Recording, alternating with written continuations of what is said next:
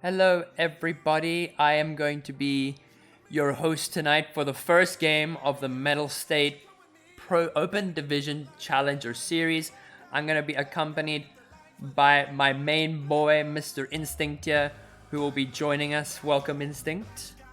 How's it going, mate? A lot of esports today to be played. Start of the season as well, pretty exciting. We had the preseason tournaments running, specifically Saw Era Rivals. See, era biased as it is. And it's pretty exciting, really. Yeah, I'm very keen to get back into it, back into the swing of things, with South African League of Legends being on a break up until now. With the beginning of the Mettlestate tournament beginning yesterday. This is the first team that's going to be organized and get the games up and running. It's actually quite nice to have it very close to the beginning as well. On that topic though, should we start introducing Zenith? Yeah. So we've got the first team that will be competing tonight will be our boys in blue, era Zenith. So we're going to be having, first we got Mr. Snoskitter in the top lane. He will be representing us hopefully on the Wukong today. He's one of his favorite champions, something he's very proud of, and something has excelled at in the last 3 or 4 seasons of League of Legends. So hope to see him play some of that. And then in the jungle, we got Mr. Balls Away. He was previously the support for the side of Era Kronos last year, but he has since migrated to Zenith and has become the full-time jungler. The full-time jungler is not exactly the most fun role, I can say that, as a jungler. Only if you're not a jungler, you're not allowed to say it. So if you're like playing Salah, so you're like part-time jungler because you're in somebody's lane half the time. Yeah. I mean, that's getting nerfed though, so no part-time junglers anymore. Yeah, so it is I just see they're gonna do some nerfs to the early game junglers, like they're incentivizing better clear, like clearing first. Yeah, and I think it's like 10 XP change on large monsters. I'm not quite sure. Oh yeah, like there's some more XP, like you're getting more of the snacks, so you're getting more gold. They're incentivizing for you to farm. So we've got to keep a very close eye onto this jungle matchup at the moment. We have seen a bit of balls away so far in the Ever Rivals that was played earlier this year. It ended 2 days ago. Zenith coming out, I think, coming third in the groups.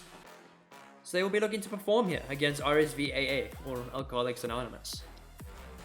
For sure. I mean, that preseason tournament I think helps get the gears ready to go, and obviously now that we have, I think this may be the second biggest Mettlestate tournament in terms of like open div that we've had so far. I'm not sure, but the biggest one I think was around 20 something. I'll actually double check that. Alright, well, while they're checking that, we are going to move on to now the mid laner. We do have Mr. Mystical Knight in the mid lane. Very much favors the Lux. Very good champion right now with the recent buffs that came out to Final Spark, as well as her E, giving her more AP ratios, lower cooldowns. Can very much 1v9 on this Lux. And Lux is pretty popular as well. I do expect... I think we've seen him on Syndra as well, haven't we? Yeah. During the preseason tournament. Yeah, they picked up some Syndra. Yeah. Is that style like that control mage, the Vex, the Lux, the Syndra, that hard lock CC, which I think is pretty good mid lane at the moment. So, forward to see how he impacts the match with that. Yeah, and really hope he can make the plays, make the moves.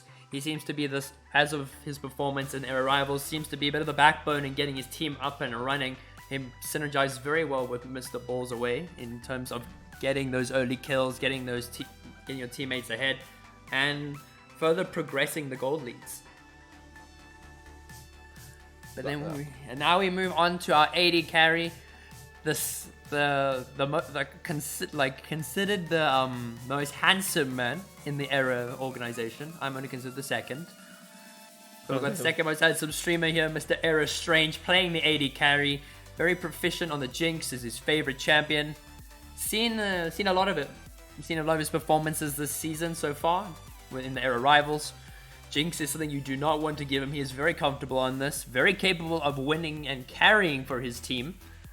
So, yeah, I'm really hope to see he abuses the new IE changes. And for sure, we've also seen him play some Xayah recently, which is a very, very good pick at the moment, especially with the sort of Kraken or Gale Force into the Navori rush. Yeah, it's definitely. I feel compared to the Jinx, it's better, but I don't think you really want to let it slip, considering it's sort of Zenith's win condition. Yeah, they very much play around this bot lane, trying to get them super fed, and I think this brings us to our next player, which is Mr. Bugs Tag'em, who has been making absolute waves in the bot lane here on the support role. I think we talked about him a lot, especially with his Thresh. Yeah, him and Dark Puppy have been really pulling out the stops here with these Thresh plays. Exactly. So I think this bot lane is definitely something to watch out for. I think Thresh is definitely going to be a ban. Like I don't doubt it, especially considering like you're just looking at the team at face value, looking at their OPGs, and you're thinking, oh, this guy plays Jinx, this guy plays Thresh. I don't know if we're going to get to see it, but if it does slip through, as X6 Mountain said, the cat is a big deal. He's kind of going to be a big deal. Yeah, he's going to be. He looks for the roams, look for the plays here. We also hope to see him on the Pike. Didn't get to see much of it from him in the era Rivals, but with his current playstyle, we'd very much like to see that Pike. Definitely for sure, and it's all about how it synergizes out. How will you let him cook, I think? Yeah, I think it's let him cook, but not too long. Okay, Hex on. Okay, sorry, brother man, but going back to our boy here, Mr. Strange. Kind of a big deal in the bot lane. Gotta be afraid of him. He knows how to He knows how to hold on to a lead and continue abusing the lead he has, especially on the Jinx. But with the current meta changes to the main marksman items, that is Navori Quickblade and Infinity Edge, does open up some more broader horizons for him to play. He could be picking up the Kai'Sa. Kai'Sa synergizes very well with the Navori Quickblades. I know Ashe has also been doing pretty well so far. Lucian, like even Varus has been making a way back, but I'm talking about Strange besties, not monkers, besties.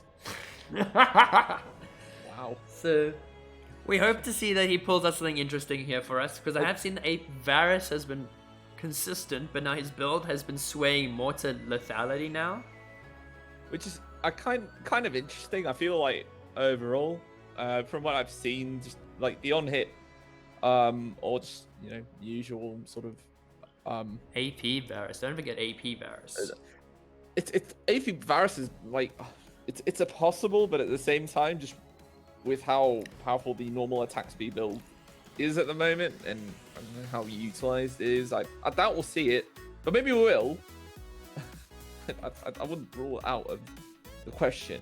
What's important though is that there's just support behind Strange. I think you want to put all your resources in to that Strange basket. Make sure that with Bugs Tag'em, that they're working together, that they're not failing, that they're playing to the condition, which I think is very important, especially in this best of three. It's not just one win or 2 wins. You can't tie. It could be very decisive, and I definitely hope we get 3 games. Yeah, I think that's the main thing we want now. Is we do want the 3 games. We do want the competition. We want to see what these teams are bringing to the plate. I know RSV, they started out end of last season with RSV Nomads, but now have since broadened their horizons and have made the RSV Alcoholics Anonymous. For sure, yeah. So that brings us to their roster. So this is these are the challenges for the Era boys here. So we have got James in the top lane. I don't know if I was saying that correctly, but he is going to be the top laner. He's sitting in mid-tier silver, loves playing the Aatrox, loves playing the Darius and the Camille, but Aatrox is particularly scary for him, sitting at 62% win rate with 37 games.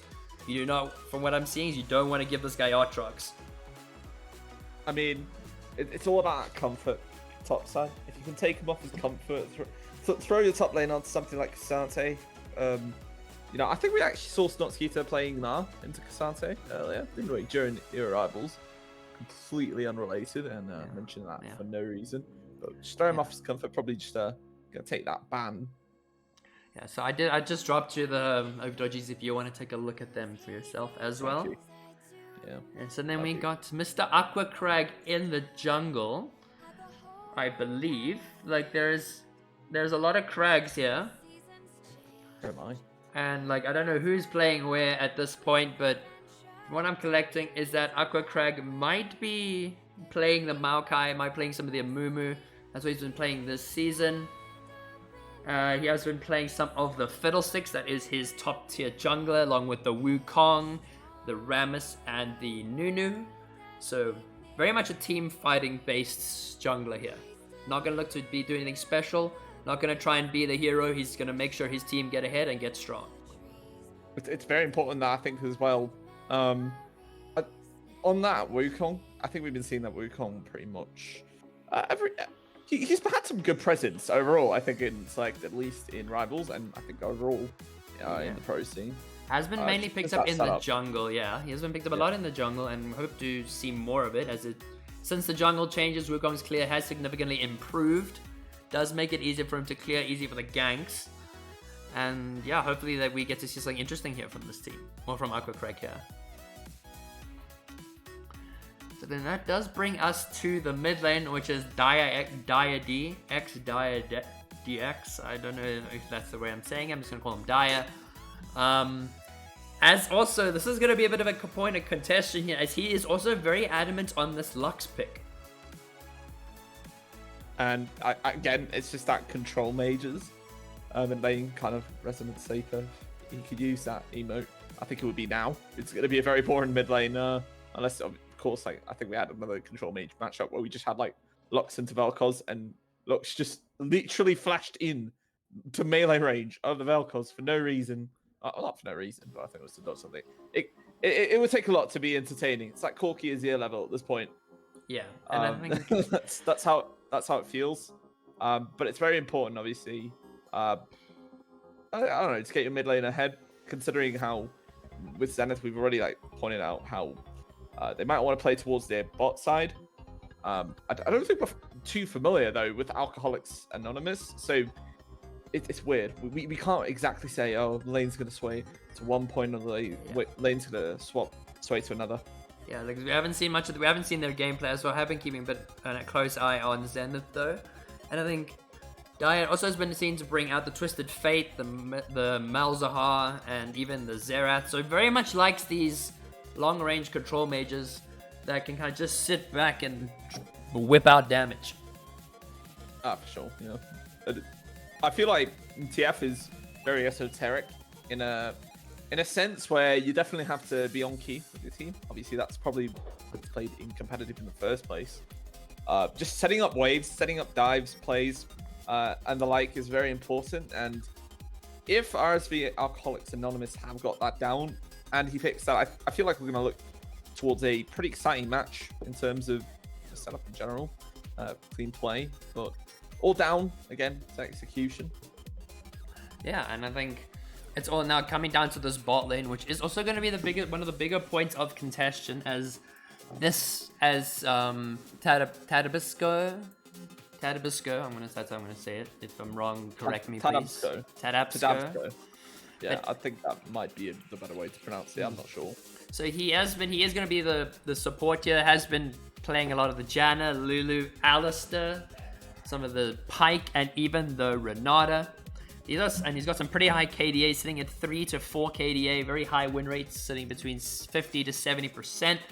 So very much also looking to heavily utilize his AD carry. Not going to be playing other than obviously the Pike and the Alistair, which is very much progressive supporting. But yeah, likes the enchanters. Which is very important. We could probably see that Lucian army just picked out, on R1, R2.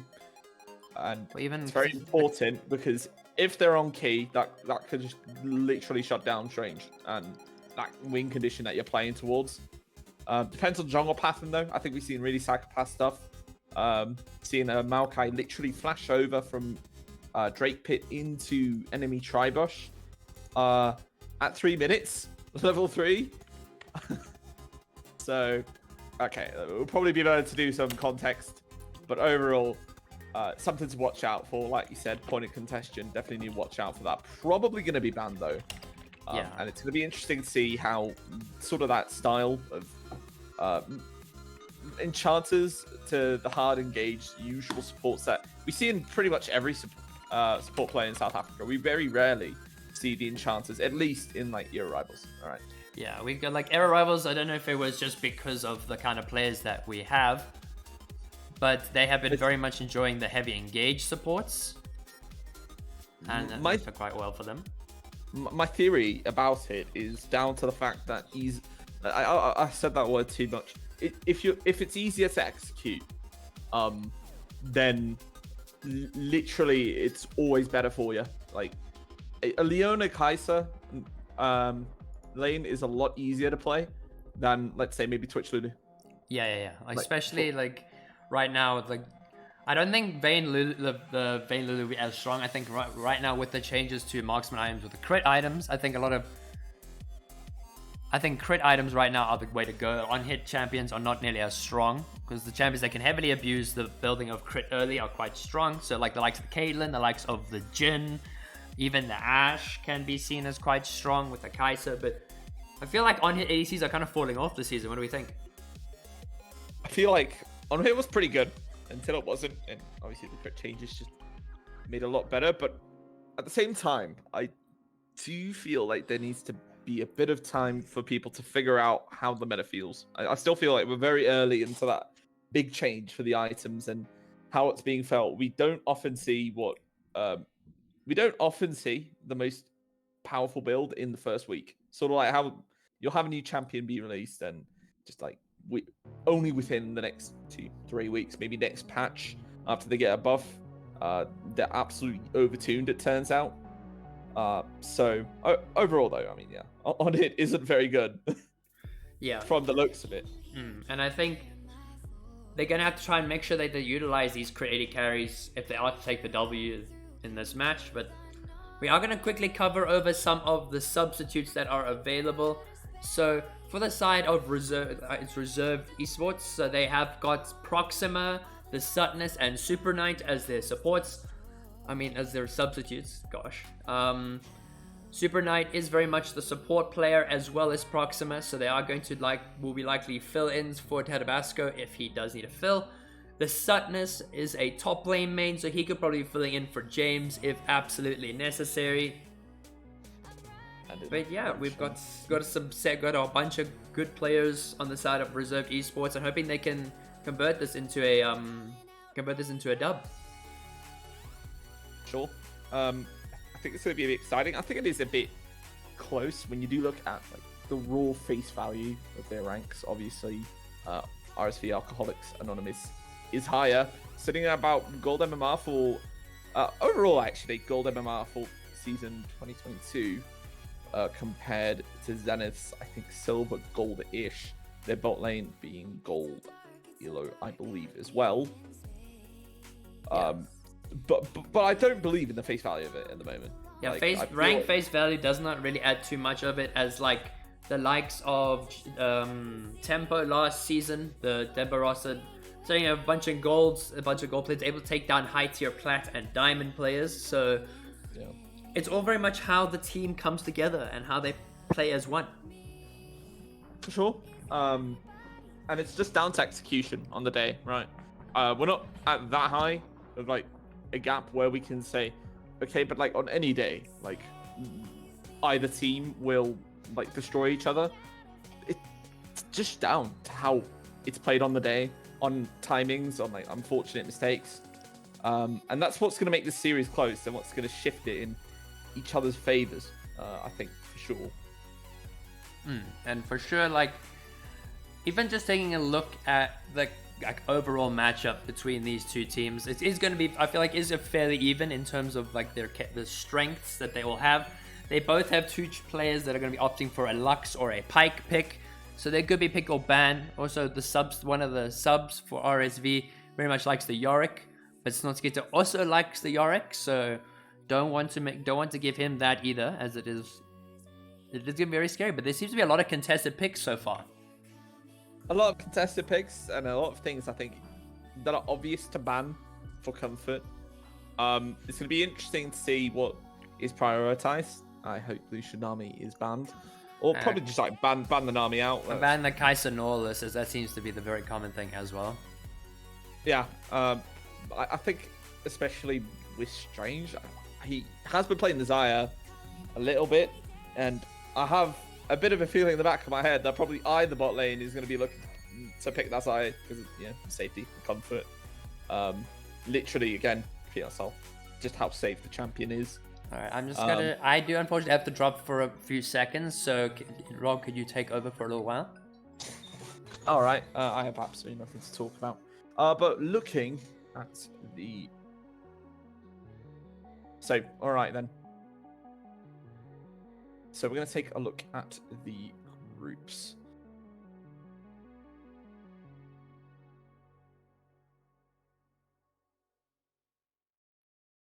Wonderful.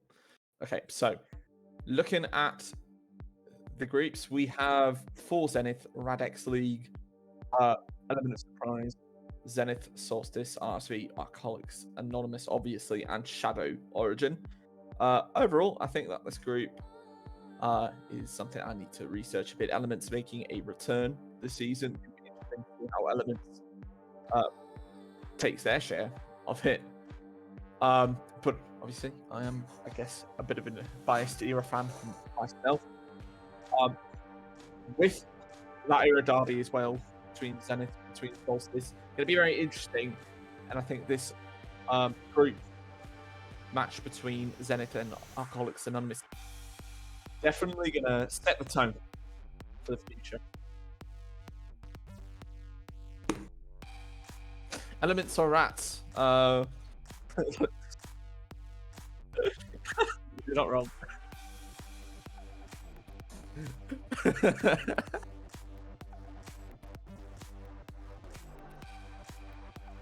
Well.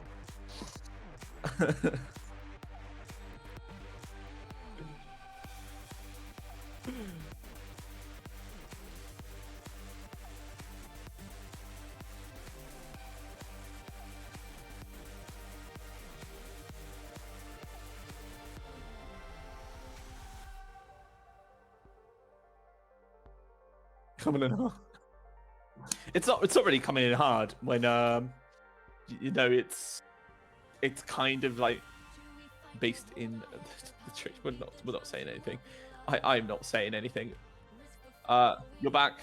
I've made my return. Sorry, I realized I didn't mute on Discord. I muted on the stream, so the stream didn't hear that. So I will say I was trying my hardest to speak over you. I'm very sorry. It's all good. So okay, overall, let me just repeat what I said. Group: Radex League, Element of Surprise, Zenith, Solstice, RSV, Alcoholics Anonymous, and Shadow Origin. Elements are making their return. Guess that's a bit of storyline. You got yourself an era derby, so to speak, I guess, between Zenith and Solstice, and this match will definitely make a set a tone for the groups. Shadow Origin have not been in the Pro League before and have been trying a lot of times, so I have no idea whether their roster has changed, but if it has remained the same, they might be the favorites of the group besides Era Go Era. And Radex League, I am not sure if they are good, but I'm pretty sure they've given me nightmares at some point. Okay, Shadow Origin are definitely, I think, Shadow Origin favorites. They have been competing for quite some time now. We are going to take a quick look at the groups because I do have the groups available to us. So, yeah, okay. Now that I see Lance is still on Shadow Origin, I definitely think it's going to be a group tilted towards them. I have no idea. Oh yeah, continue. I do need to check who out of the top parts of the group. Oh, and yeah, I would very much love to. So do contact me on Discord. I will, or just DM me or follow me on Twitter. I'll drop my Discord to you if necessary. Wow. I'll drop you the details. All right, I'll exchange details with you in the what's it called, in the Mettlestate Discord, and we can get a bunch of games going. But yeah, it should be lit. Should be fun. Wow. So, okay.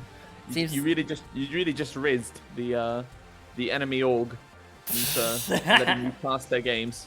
This is a that's interesting. All right, cool. So we are also gonna just take a quick gander at the groups so far. So there are 4 groups, I believe, or 5. 5. There's a lot of groups. Yeah, 5. Yeah, there's 5 kind of groups. So this is going to be group 3 that is going to be performing for us today. It is going to be Zenith versus Alcoholics Anonymous. They have got quite a few teams in their group to play around. So they got, as spoke about, Radix League, Elements of Surprise, Era Solstice, and Shadow Origin. All have had a lot of previous experience in the Open and Pro divisions. So, well, as organizations and as teams. So hopefully we see some good gameplay. But there's also very, very proud of these 2 teams for taking the initiative to kick this off and get this going. Yeah, so... For sure. To start this early, I mean, you're talking about the match, right? Yeah, I'm talking about the match, yeah. To start this match, 2 days in, I like it, get it sorted. Obviously, there is just about a few weeks to sort this out, and you never know how load shedding could change, so get it done. And also, more games for us, more early. We don't have to wait too much, but that means also I'm getting heart palpitations trying to make sure this round. Yeah, it does be like that, but also to Craig, or if you want to contact me, you can contact my mods Floppy here. He's also can get you in touch. But I will be sure to link my business email in the Discord, in the description below if necessary. But business email. Feel free to contact me there. But while we're waiting for the team to just get in and get going, let's just drop this here. So what we're going to be looking at is going to take a look at the current patch notes to see what is buffed and what is not buffed. And yeah, it seems they did take down a lot of the stronger champions that were really abusing the Seraph's buffs and the Rod of Ages buffs. And yeah, they were and even the tank items too. I gotta hop off again. So Rob, can you take this quickly? Mute your mic. Thank you.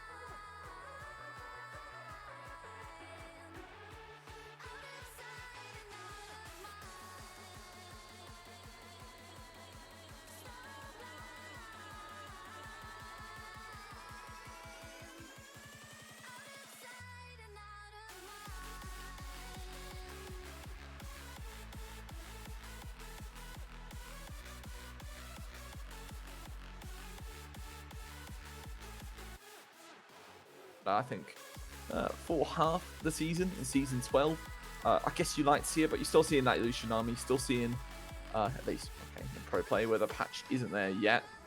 A lot of the presence of those enchanters, and and the Rise nerfs wasn't even that bad in my opinion. Yeah, the Rise nerfs weren't terrible. Like, I mean, the percentage, like the basic percentage that they get the AP from the mana, it does get nerfed quite hard, but not too terrible. If you know how to play Rise, you can still abuse it very easily. Then we've got the nerf that I think everyone is very, very happy to see. At the end of the little board here, I'm gonna I can't hover over, you can't see my mouse, but is the Yuumi nerfs. Yeah, so I think you could praise over it, but the most important thing that I think you could say, no movement speed on the Zoomies. Yeah, no absolutely movement speed, none. Yeah, none. No AP ratio on the heal as well, which is it's gutting to the champion. I like it a lot. We love to see it. We do love to see it, as we are going to be getting ready soon. So everyone is in Champ Select. We are going to wait to hop in, as there's just a bunch of exchanging of lobby codes and all that jazz. I'm just a bit sad myself though that we're not having exhaust in the But fair enough. And also we're hoping to see some nice skins in these games. Like we'll cover the skins as we hit into the Champ Select, because especially some of these new Lunar Empress skins have come out. I know particularly one of my mods, he's very much a fan of the Kiana skin, as we actually finally head into Champ Select. And I think that's on time. Yeah, that is I banging actually on time. That is bang on on the time. dot. 8:15. You'd love to see it, everybody. You would never see it in Era Rivals. All right, first on ban. So This is not Mettlestate.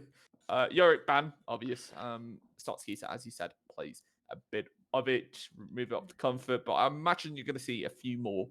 But So see, the bans, probably Heimerdinger is Jinx taken next. away, as it was their support does play it. We do see that it is the Suttoness and Proxima have got subbed in for their relative teammates.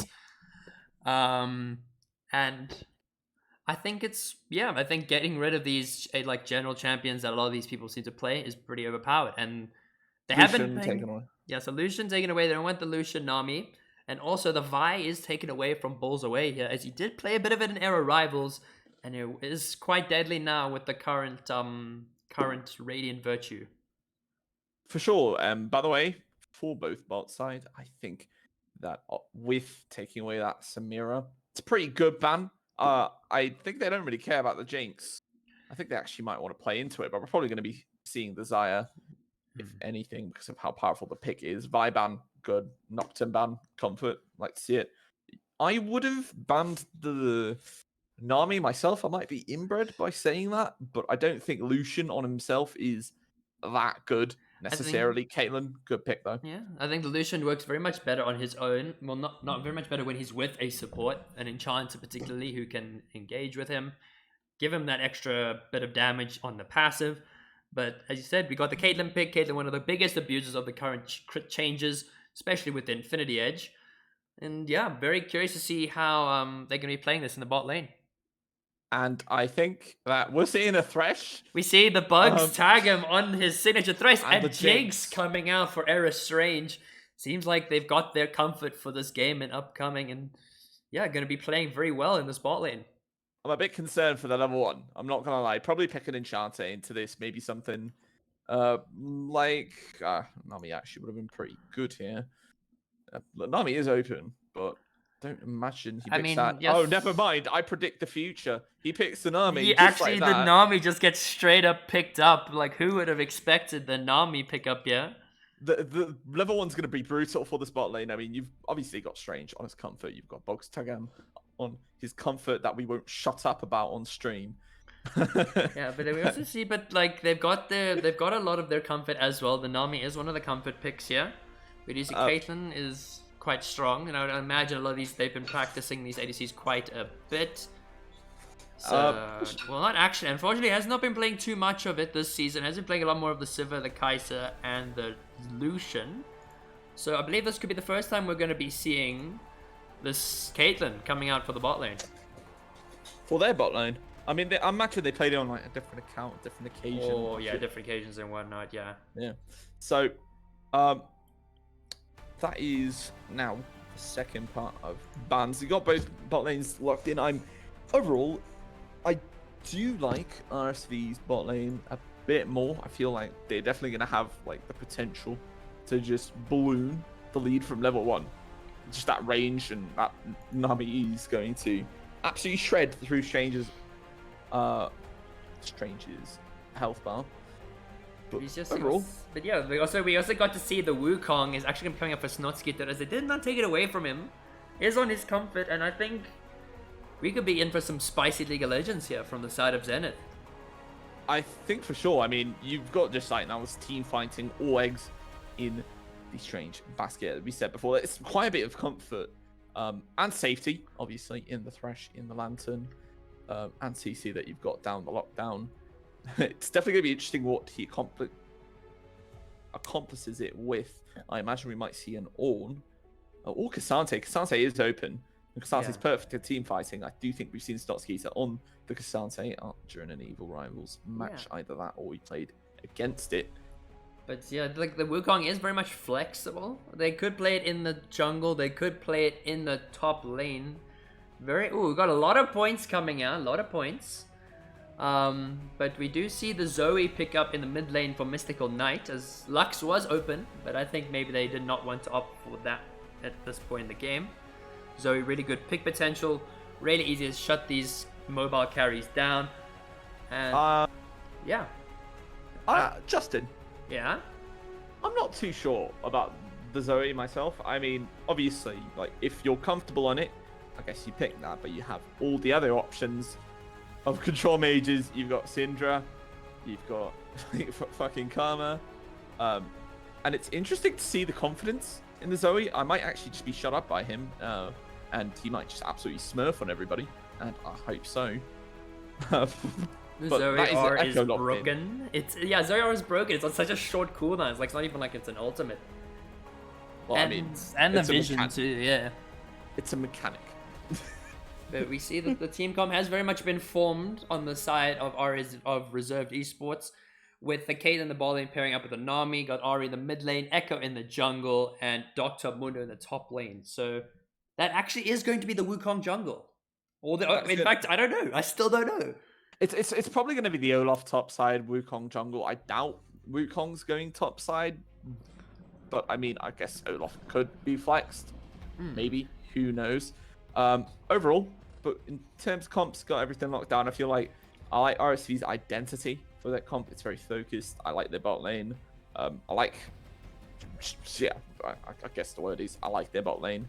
I'm not sure how the Ahri into the Zoe would go, but as I guess the Zoe lock-in is suggesting, as rather not just going to a normal, Kassadin, maybe a Syndra, Karma, you just lock in the Zoe.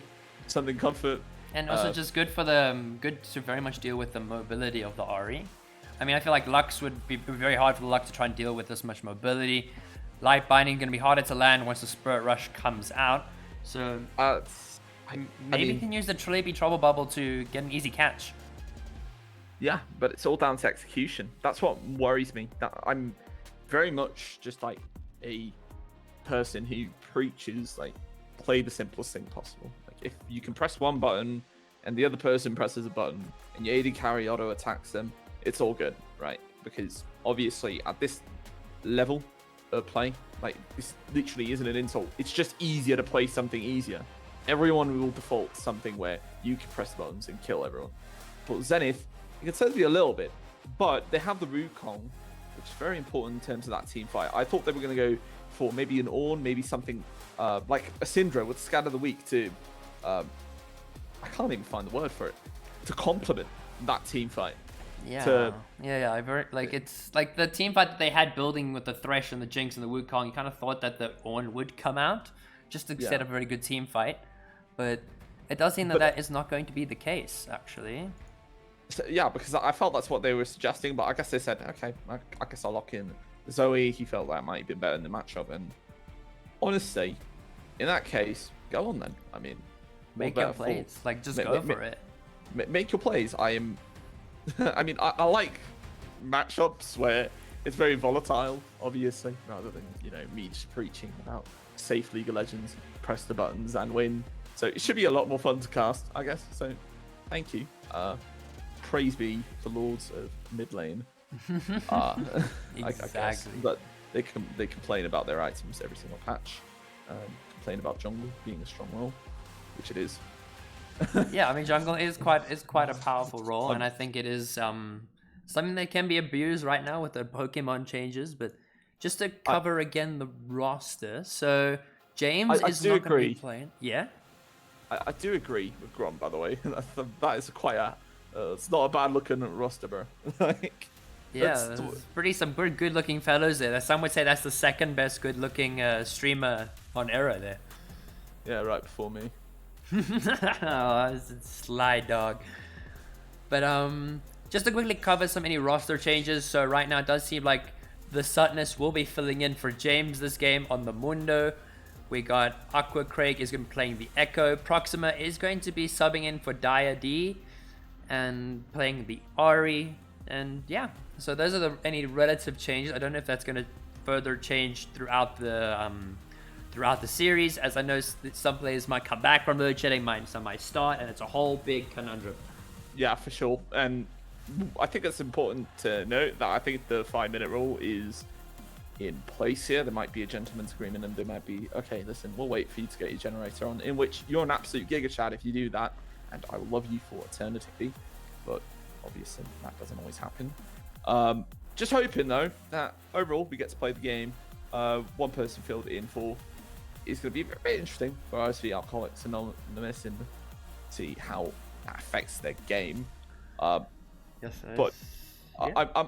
if that bot lane for the Caitlyn doesn't go as planned, if you're able to get kills onto Strange, I feel like, again, It's that very would dangerous.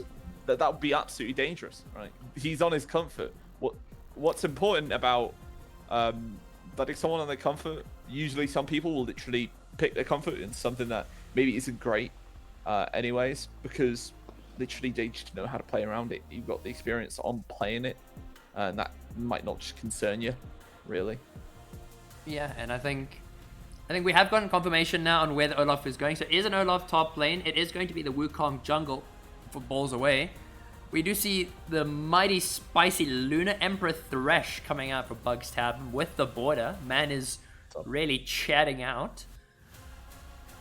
But on the same spectrum, we've also got Proxima with a Spirit Blossom Ari. Can safely say that it's very, very interesting and very lovely splash art to look at. Any Ari mains out there can very much agree that it is one of her best skins. In terms of animations as well, it's Yeah. actually quite nice. Yeah, so I feel like, especially before the VGU, people just picked it because the animations literally just felt better. We're gonna look at the next thing. Yeah, so we're looking at some of the masteries here. So we do see Bugs Tag him on his comfort, Strange on his comfort, balls away, still picking up the mastery 7s on the Wukong, but it's still fairly comfortable with this level 6, 56,000. Got Snotsky there at 38,000 on Olaf. One would say that is a very proficient and very strong Olaf. Is very low mastery points, but mastery 7 already means they perform very well. Yeah, just like my spare account in Diamond that has 80% win rate in Rengar. When I'm a support player. We all have, everyone has that 80% win rate Rengar. Yeah, exactly. It's just a thing in you. Even you, Fluffy. I'm We're watching you. watching you.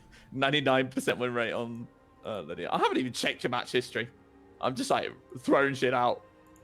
I mean, he has picked up Rengar once or twice, but Oh yeah, I think we have seen that. but not in pro play. But Have we? I swear to God, I remember playing it. All right, we're a bit off topic though. There we go. Into game. Yeah, First game of the season. Yeah, so we've got the first game of the Mettlestate tournament. The Open Division Season 4 is about to begin. We do see they are going to be looking for a top invade here, as they're going to go through into the top brush. But it seems like, yeah, the top 3 members of Reserve have got the same idea and want to look for a possible fight there.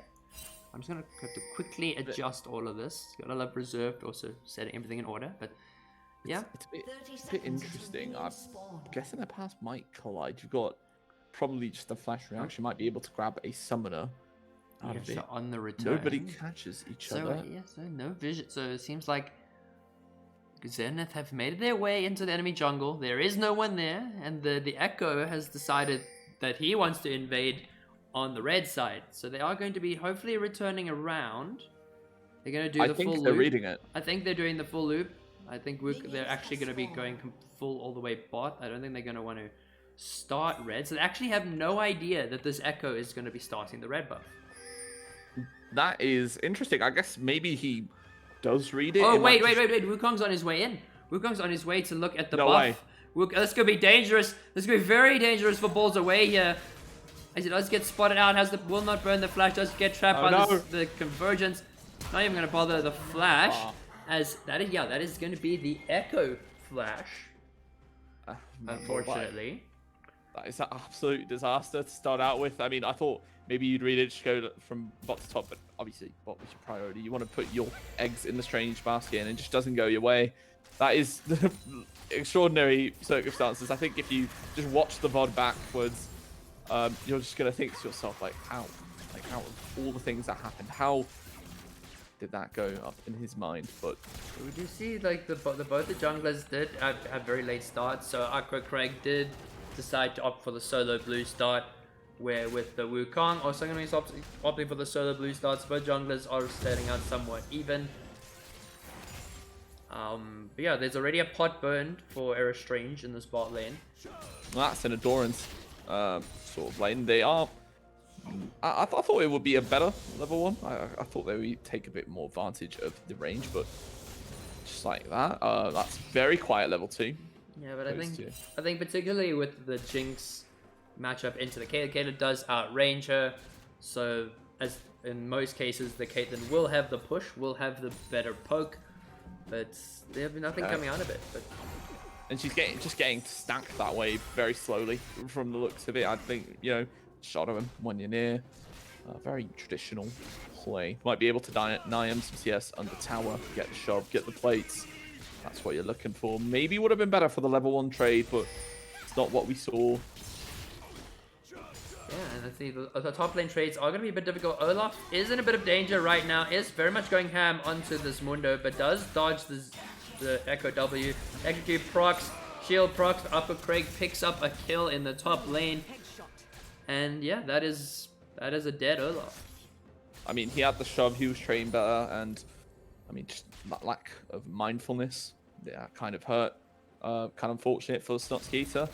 But I mean, really, with the way State being there, well, tag him. Okay, I'm taking a lot of damage, and that is Depressed Craig landing an excellent Caitlyn combo. And that will be, oh my lord, that was very well executed coming out from Depressed Craig. That's good stuff. I mean, I was a bit worried, you know, being a bit more quiet than I imagined. Then you just get a kill all of a sudden, forced wave under tower, and all of a sudden you're chilling. Oh my goodness, there's a lot of damage coming out. Aerotrain had to burn the cleanse. Does make it out. But yeah, this Nami Caitlyn is being quite abusive in the bot lane. As I think I predicted, it was what I was worried about. It hurts her if you were able to mitigate that, go through lane literally even, you would have won, right? That's winning lane, going even into that. But unfortunately, things go wrong. Things don't always go as planned. And just like that, 3 kills and about 1.5k in the lead for RSV, Alcoholics Anonymous. It's not a sight you want to see, but yeah, I think right now they gotta this Zenith roster have to kind of reset their mental. These kills are not usually the ones that define the game. It's very difficult for general league players to accept that, but they still have a very good way through into this game. What makes a good team is how, if you get these sort of kills, how, what defines them is if they're able to sort of punish it, you know, how they're able to extend upon that lead, how they're able to snowball, especially in the sort of a Caitlyn lane. And I think there's a bit of definitely hope in the fact that obviously Thresh is here, does have the Hex Flash over the wall. Ari does not have the Spirit Dash. Flash away. The minion coming in absolute clutch there and blocking the Zoe Q. Got to honor minions. It's beautiful stuff. I mean, he doesn't even need to walk away, so he just, I mean, obviously, a good sum to force off, but walks away scot-free, gets to grab the wave. And wave is stacking again. Alright, Nami, Aerotrain is in a bit of danger right now with the Caitlyn and the Nami able to walk up pretty freely. And that's going to hurt. Once that wave keeps getting bigger and bigger, it's going to be hard to farm it under tower. It's going to be more Golden Elm, more poke from the looks of it. I mean, poke's something that's not much follow up at the moment. I think it's very difficult. Wukong is, yeah, the poke does land, but they do not actually elect to chase despite the Wukong being in the area. And the bubble does connect, and unfortunately nothing will come out of it. Pretty interesting. I mean, it's good because you get some pressure alleviated at the very least. That wave kept stacking. I think that would have probably led to another kill and probably disaster for their bot lane. But good stuff. Yeah, might have been a smart move from Bugstime not taking that Q. Would have been very dangerous, as both the Caitlyn and the Nami do both have sums. That could have very much been the end of him. The Nami would have just flashed further into their wave. It would have been harder and harder for him to get his Jinx on the backline. I think for sure one of the things to consider is that, obviously, in the case that the lane does go terribly and everything looks over, and it's 20 minutes in, and all of a sudden Caitlyn has 30 kills. If you can stall out, I mean, obviously not 30 kills. So so Ekka is going to be looking for a fight here onto this Wukong. Does get the proc on the clone, but the Suttonist is looking for a fight. Olaf does burn the Ragnarok. Wukong is there too, but the Echo W does land. Zoe is there too to assist. And that is 2 kills going to the side of Zenith with an excellent rotation coming out from Mystical Knight. I mean, look at the goal lead. It's been completely turned on its head. completely evens. Good stuff. And pulls away. Probably just find anything here. Spirit Rush out. But good stuff there. Liked it from Mythical Knight for the rotate. Wave stacking in as well. So I don't think he even missed out much. As you see, the Zoe does pull out the... Oh, we see a flash coming out from RSV. Lantern does save the Strangey boy. And Caitlyn and Naomi will walk away. But Zoe also putting out a lot of damage, forcing the Ori under her second tier tower. It's not exactly ideal if you are the RSV mid laner, with the Zoe picking a very dominant CS lead, 51 to 29. Olaf caught up, is now very dead even with this Mundo, but Mystical Knight knows that the Echo's here. Echo does not have the Chrono Break. W does connect. Doesn't do anything. Yeah. Forces him away. Kind of denying the level 6, but the Echo is going to go back. Very much going back and going to go and clear all this vision, but Mystical Knight seems very keen to steal this buff. With Jeez, he's stuck in between two players here. I mean, oh wait, that's a lot of damage. Nova. As the blue buff actually denies the sleep. Proxima is there. Zoe's in a bit of danger. Does not have the flash. Will dodge the charm. Good stuff. Very good stuff, but also denying this Echo 6 as long as possible. Because I think the moment 6 happens, it'll be very easy for Echo to land these ganks. As Wukong is there trying to look for an engage, but there will be no further follow-up onto the Ahri. And my lord, like, I was a bit worried there. I mean, you would caught him between two players. Aqua Craig was a bit low in all fairness, so I mean the fight probably would have been a bit closer than you'd expect. But overall, Mystical Knight is walking away with this lane. And I mean, into what we said was, well, what I said, you should have maybe just picked Syndra, pick Karma, do something easier. Nah, he's making me shut up at the moment. Definitely sight to behold. Oh, as the charm does connect and the paddle start does not connect onto the Ahri, as Wukong is very much looking to begin the dragon with Zoe rotating down.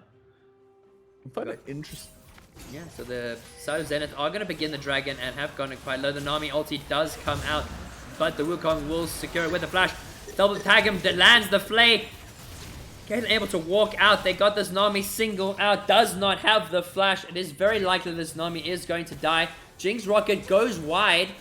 Bubble connects. Q does land, and that will be a kill going over to Era Strange. Wukong Cyclone does come out. Caitlyn taking a lot of damage.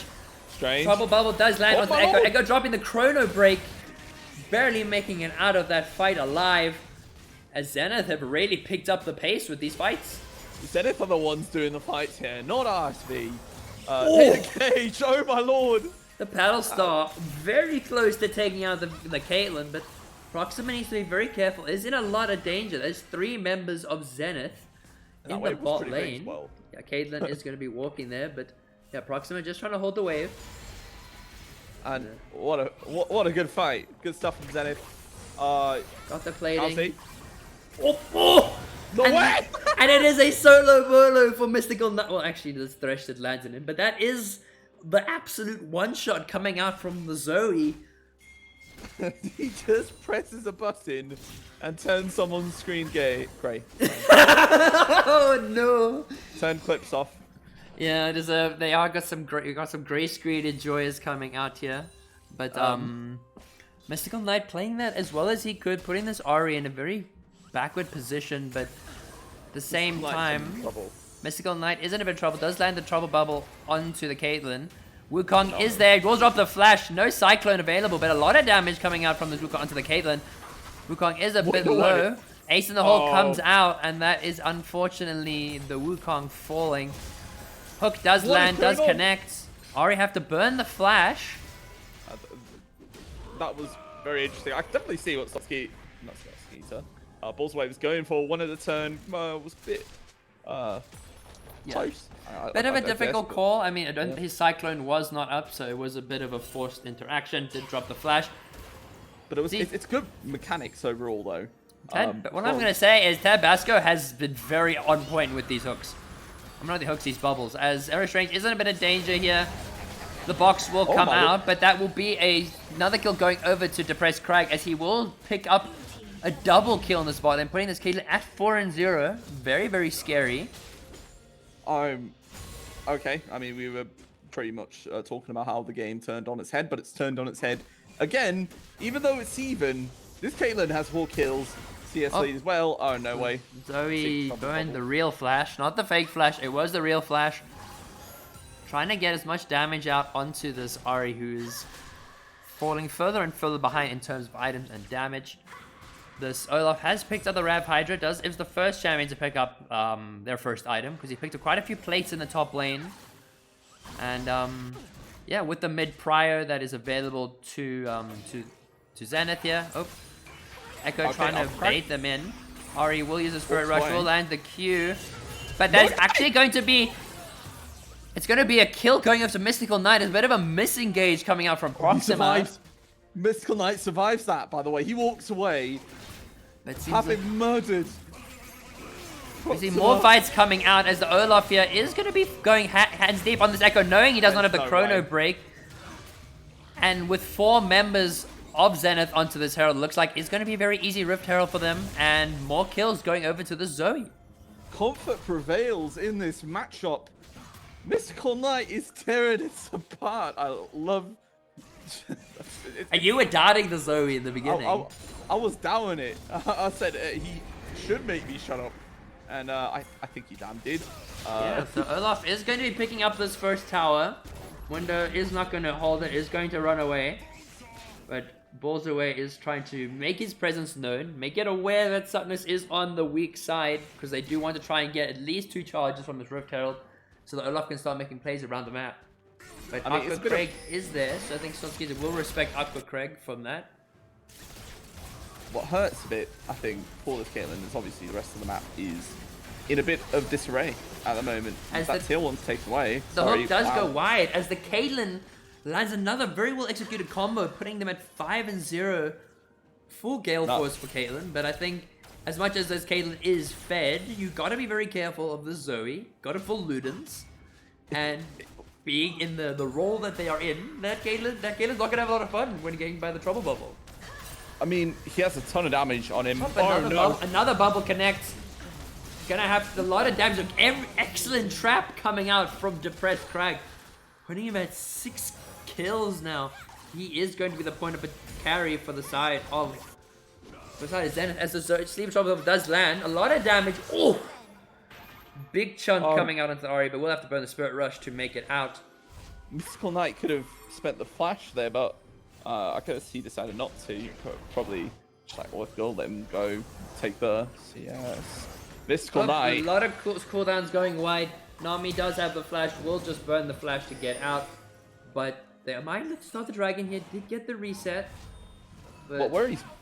What worries me is just that like Caitlyn has so much gold. I was talking about how in team fights it's harder to play with that Caitlyn compared to the Jinx. But with this amount of gold, you might shadow in the team fight if you're just left untouched and you just do damage to everyone. Nobody is particularly tanky. Okay, besides obviously the Wukong. Yeah, the Wukong will be like bruisery tanks. They're not gonna lose a bit of health, but they will be healing it up quite easily. But yeah, this Caitlyn is gonna be a bit of a nightmare to deal with. But at the same time, most of the rest of Zenith are quite far ahead. The Olaf 2 for 1 right now, got 130, got fair amount of CS, got top tower. Zoe also got the tower, well, looking to get the tower, but Wukong is here to try and save the day, and that is Aqua Craig taking a lot of damage, having to burn the Chrono Break. And just going like that. What I like about the comp now is that obviously you got Mystical Knight and Wukong is in the right area. Cyclone comes out. Super Mega Death Rocket does come out as well and does do a lot of damage, taking down the Echo, giving a second kill over to Strange. But there will be no further commitment as the Ahri will have to burn the flash to escape. Ignite and Ragnarok coming out from Olaf onto this Mundo. Mundo having to burn the flash. So right now, this is the game 1 right now between these two teams. And yeah, it seems like got a lot of the carries are quite strong. Zenith got the Zoe here, got this Olaf quite strong. Jinx picking up their second kill, kind of giving them a little bit of a boost in terms of gold. But yeah, this Caitlyn is going to be what they need. Ooh, excellent hook coming out from Bug's tag, but no follow-up. Might I mention, okay, never mind, the Suttress lands the Q. Infected Cleaver doesn't lead to much. And like I mentioned, Sorry for interrupting myself. First game of the tournament overall in Open Div. I'm not sure. I don't think Pro Div has even played the game. So first official game in terms of Mettlestate of the year. Pretty exciting stuff. So Wukong is in the area to make a play. A Bugs tag him does land, miss the Q. Unfortunately, the box coming out, but Thresh Mundo is taking a lot of damage. But Caitlyn is left a free order on the back line. He's excited. No run. Jinx is not excited as the W does land onto Proxima. Prox taking a lot of damage. Mystical Knight getting the shutdown onto the Zoe. But Wukong once again not able to get the damage off Jinx in the back. Also a little bit behind, and they need to start focusing this Caitlyn. She is becoming an absolute nightmare for the side of Zenith. Justin, she has 9 kills. Yeah, she is. She's 9-0. She's 9-0. She's got 9 of the 11 kills of her team. She is the strongest person to deal with, and I think, yeah, they need to make sure they get on top of her before she can just kite it back. Now I'm not so sure. I mean, I was talking, sort of praising how you've had Zenith who, well, overall, in the rest of the map, were putting them into disarray. You were hard winning mid lane with CS matchup, getting kills, making plays, denying the enemy junglers CS. Top side, hard winning in general, but this problem, she was left untouched during the fight, and I'm a bit concerned now. I mean, if you see, and I know, I guess you would be concerned anyways, and it's a problem to overcome. It's an uphill mountain from here. Yeah, like Caitlyn just getting a free hit is the last thing that the Zenith roster wants. They want to make sure that they shut this Caitlyn down, because if this Caitlyn does get shut down, it's very easy for them to make the plays.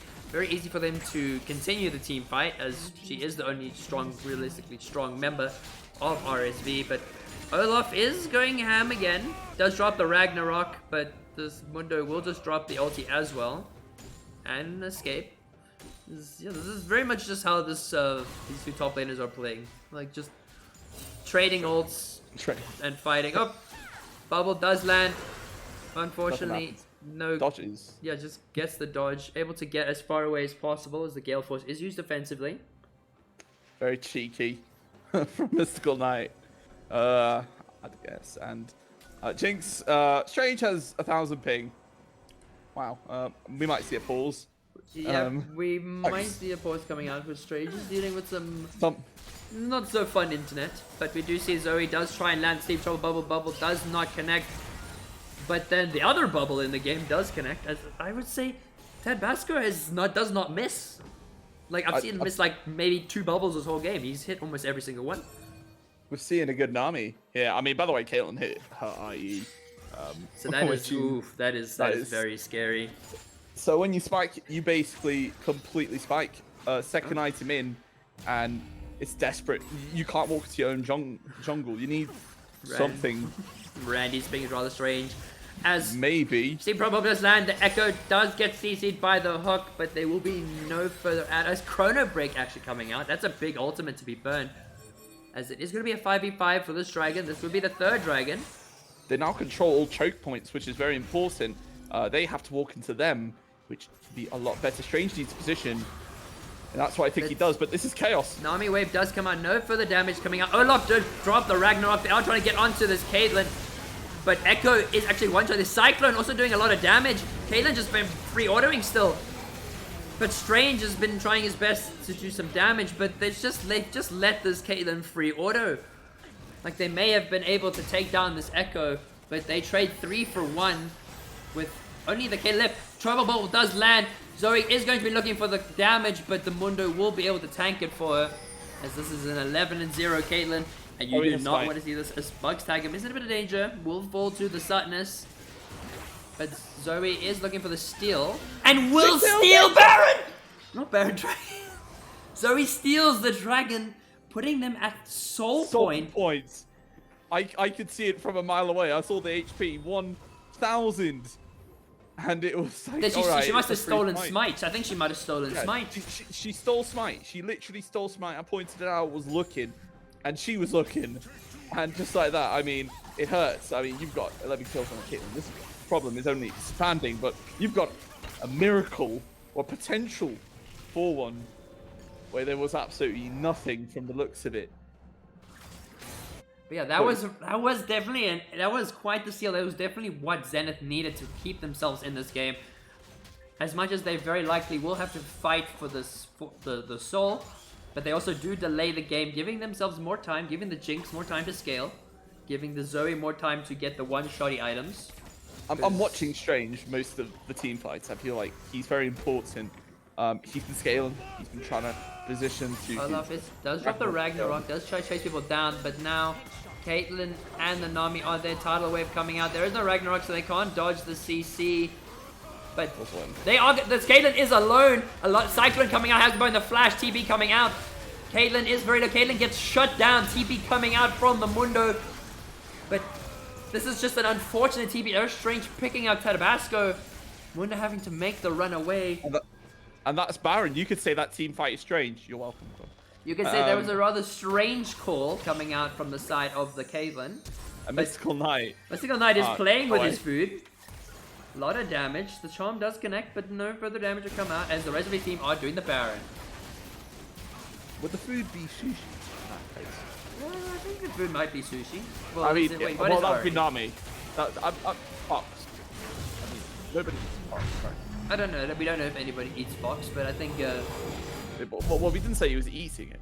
We said he was playing with it. Yeah, he was playing with it. He was just messing around with it. It wasn't technically considered food yet. It was still considered a live animal.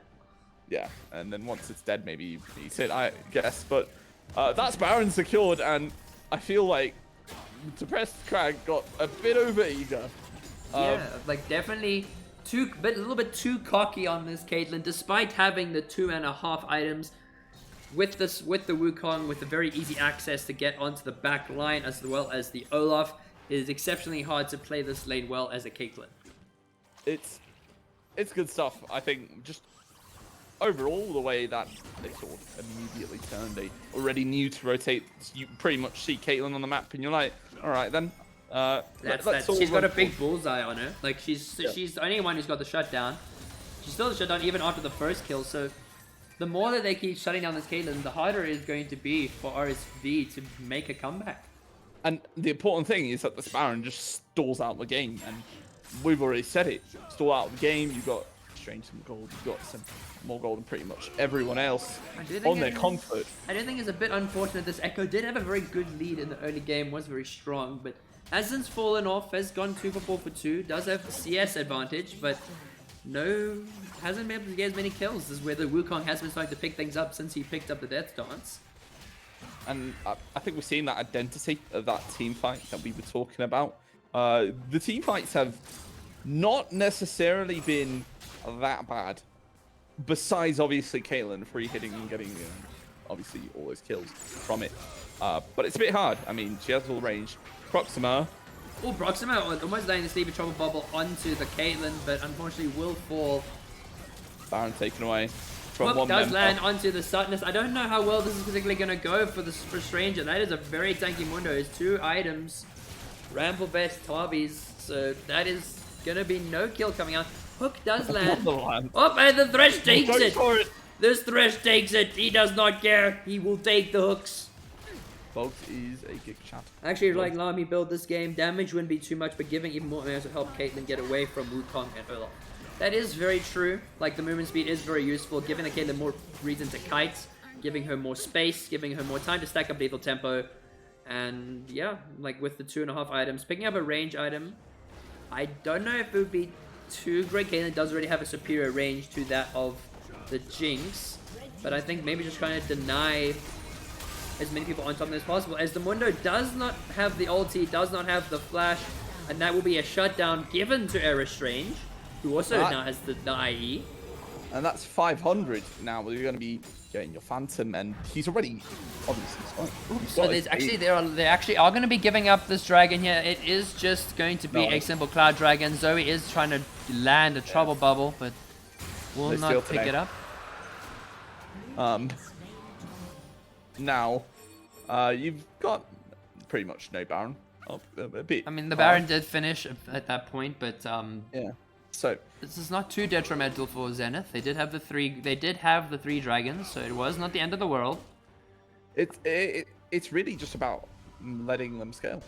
I'm saying it, but obviously they didn't get too much as a result of that Baron. Besides, I think maybe a tower, and if they could have gotten a little bit more with the pressure they had. I mean, 3 So I kill. think they need. Ooh, Good stuff. Caitlyn going for the Gale Force forward. Caitlyn does not have the Gale Force now. All it takes is Bug Tag to land one big hook. Does land onto the Nami. A lot of Stevie Trouble damage Bubble. coming. Stevie Trouble has connected. The Super Death Rocket does shut down this Nami. Caitlyn Oh does my lord. merely dodge the Thresh hook. By a thread. That was by a thread. If that hit, that could have been in him. It could Yeah, have Echo absolutely is turned still the game. looking for a play here. There is no vision on the Raptors. But yeah, Olaf is also now looking for the fight onto this onto the window, but a lot of damage coming out. The Deep Drop of Era Strange is now on a rampage.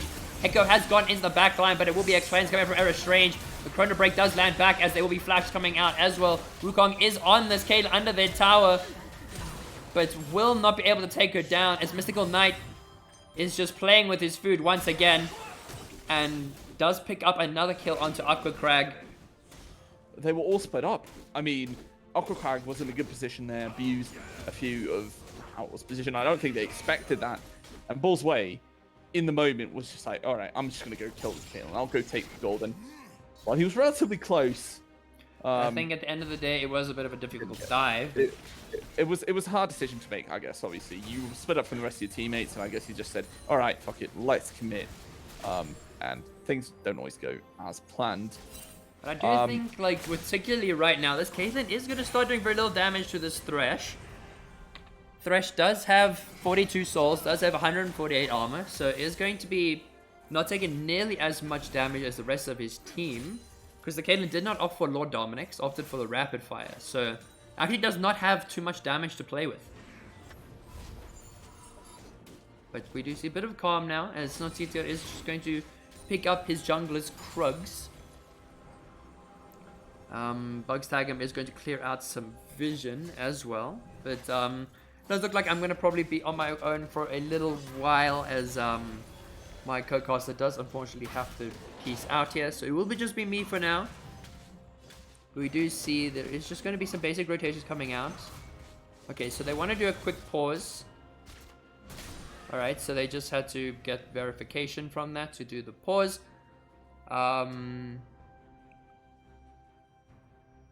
Okay, so they are going to be doing pauses quickly. Got some people going to the toilet. So let's just see what chat's been saying. So like I said, the item she needed was Lord Dom, Blood, and Hurricane for the 3-shot crit, not 7. Yeah, that is true. Like, I think she's lacking a lot of physical damage. Despite being 12-1, she's lacking physical damage. Really only getting much from the Gale Force and the IE. Has since picked up now the Last Whisper, but I think Hurricane could be 50-50, but like maybe even go with the Collector, pick up a lot of raw AD.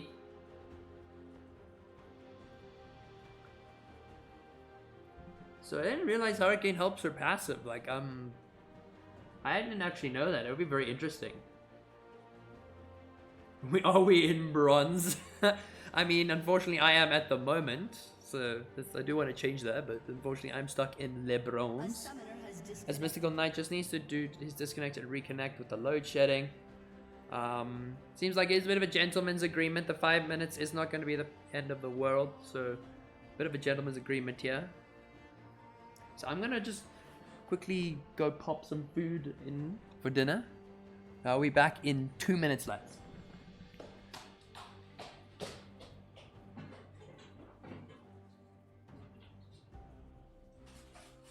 A summoner has reconnected.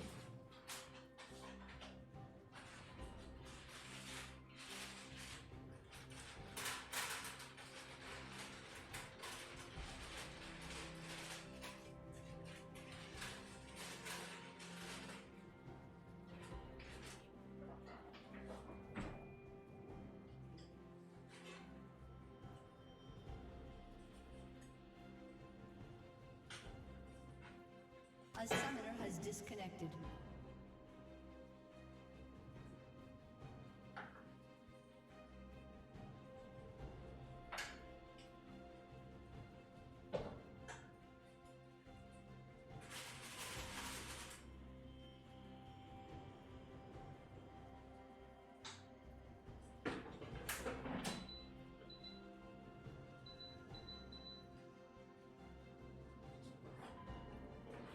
A summoner has reconnected.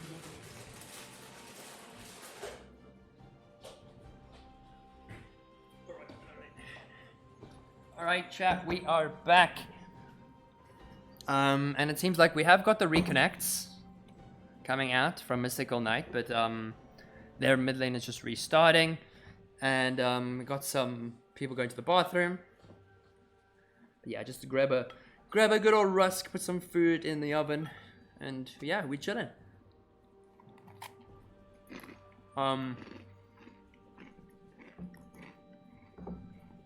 Okay. So after checking if everyone is ready, you get the ready check coming out from Berg's Tagum.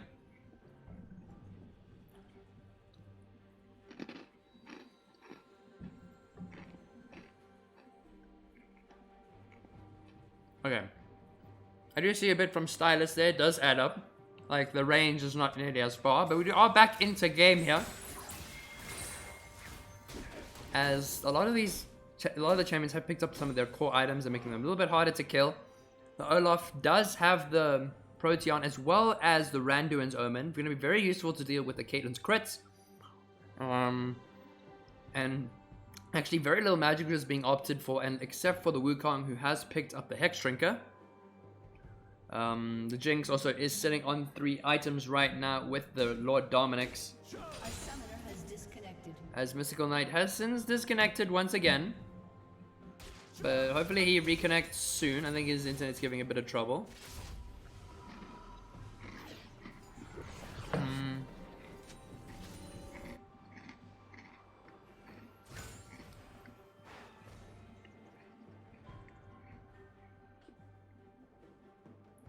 So Aqua Crag is having a bit of internet issues. Mystical Knight is still AFK at the moment. I think he just had to restart his PC. Don't know where he is. Really hope he comes back. As he is quite a crucial member of this team in terms of getting picks, in terms of running down this Caitlyn.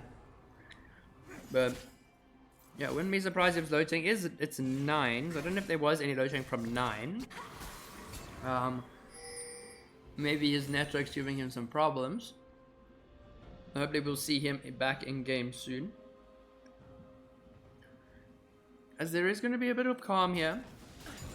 Caitlyn just going to keep scaling up, keep farming, getting that gold. Has got 4 items now. But it does look like they are going to be opting for the Baron. Zenith are going to go try to steal this Baron right under the noses of RSV, who will be actually preparing for the Dragon. So this is actually a really good call coming out.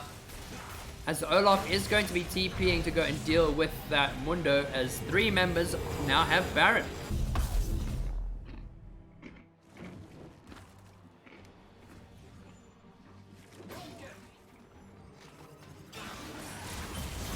Oh, bolts work with your attack range. Alright.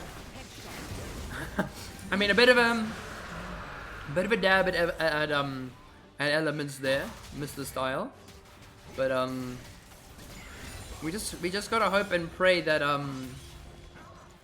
that our boy Mystical Knight makes it back. But Grom is the hero, the legend. He went out of his way to test it to make sure whether it was worth rushing. As they've got some mad lag.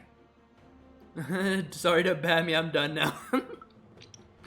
Don't worry about it. So they're getting some mad lag, and it's all good. The jungler's lagging. Like Craig is trying to reset. So apparently the EU server is having a bit of problems. Gag fucking W. As we hope Mystical Knight does make his way back with his extra pause.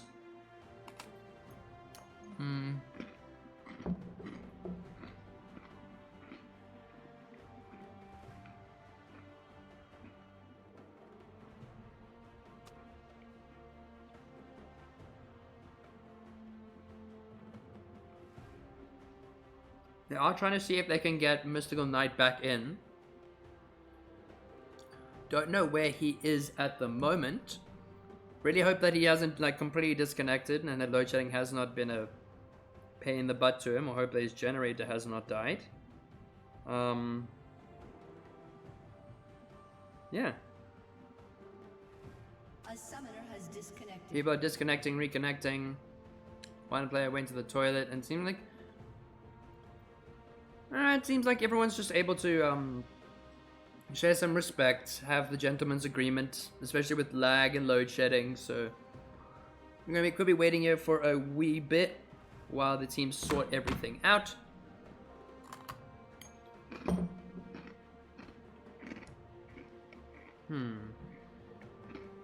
A summoner has disconnected. Aqua Craig is desperately trying to get back. I know, I think the Basco has been absolutely smurfing on this Nami so far. Almost every bubble I've seen he has hit and landed has been very powerful. Very much sets up the Kaden easily. And yeah, and the way his build utilization has also been really, really good with the opting for the Sharedias rather than the mandates. Just kind of to give the Caitlyn a little bit more movement speed, a little bit more maneuverability. But yeah. So it does very much look like it is probably going to remain as a 4v5 for now. As the boy is unfortunately not able to make it back in time. So they will be putting a substitute for their next game with Mystical Knight not being able to make it.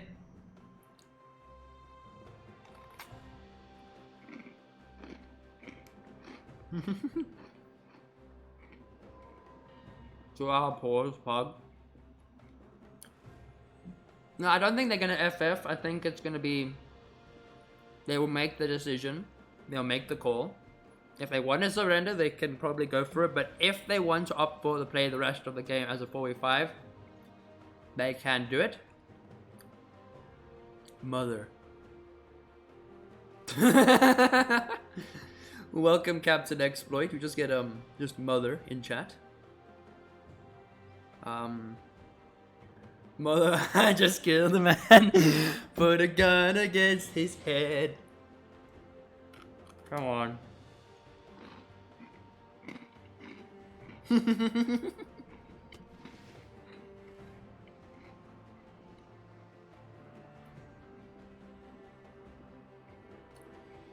So, we are back into game finally. Wait, don't sing it? Well, it was like 3 lines. I think we're fine. Okay, I can't say it then. So if Ari's struggling as well, it is very much making it a 4v4. So it does somewhat even out. As the pause is still catching up. Okay, we are finally back into game.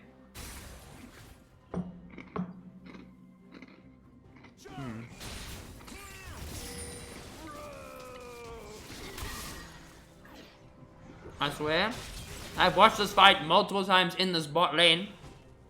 With the Olaf chasing down this Mundo. As we'll take a look at the gold. Olaf does drop the Ghost, does drop the Ragnarok. Ragnarok does not connect, but I mean Q does not connect. Ghost is going on. This Mundo is not taking damage. Yeah, Olaf is desperately trying to do damage, but he is actually he is killing himself.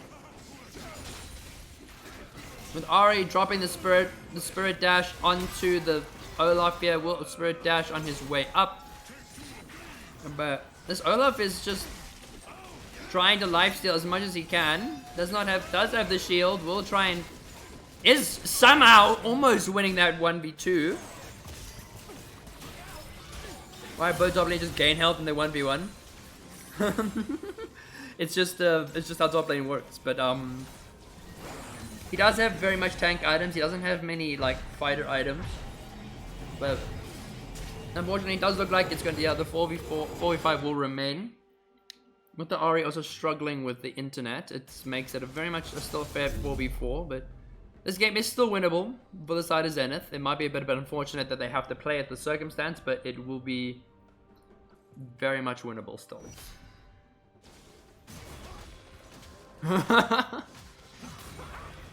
What? Boomer, what do you say there, bud? Nobody's playing Mrs. League banter chill now. Yeah, I think it's all just banter anyway. I think we all know that. We're just chilling. But yeah, we do see that it is... They still maintain the push. Zenith is still maintaining the push quite easily. Jinx is able to pick up a lot more CS, is sitting on 3 items, but is still a full item behind this Caitlyn right now.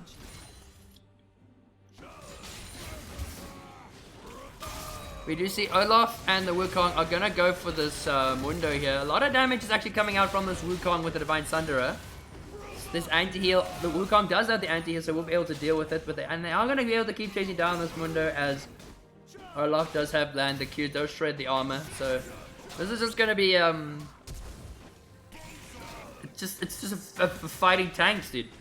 Like, what is this game? This is just who can last the longest. So they actually, this Mundo does get run down by the Wukong and the Olaf, but gets run down all the way from basically their tier 1 to like opposite side of the map, as they will trade a tower for that. Rage quit, they stole her garden, seems fair. But yeah, so they just need to make sure they play the side lane, play for picks, don't force any aggressive fights where they will lose their advantage, because now they don't have the surprise of the Zoe one-shot. Olaf does get hit by the tidal wave, does get hit by the bubble. That is 3 members onto the Olaf. Olaf is getting hard TC, Ragnarok coming out, so does the Randuins, but Olaf is still life-stealing, almost making it out, but Tabasco has to flash to get out. Don't think it was super necessary, but he does make it out alive. And we see Mystical Knight has made his return to make it an even 5v5 again.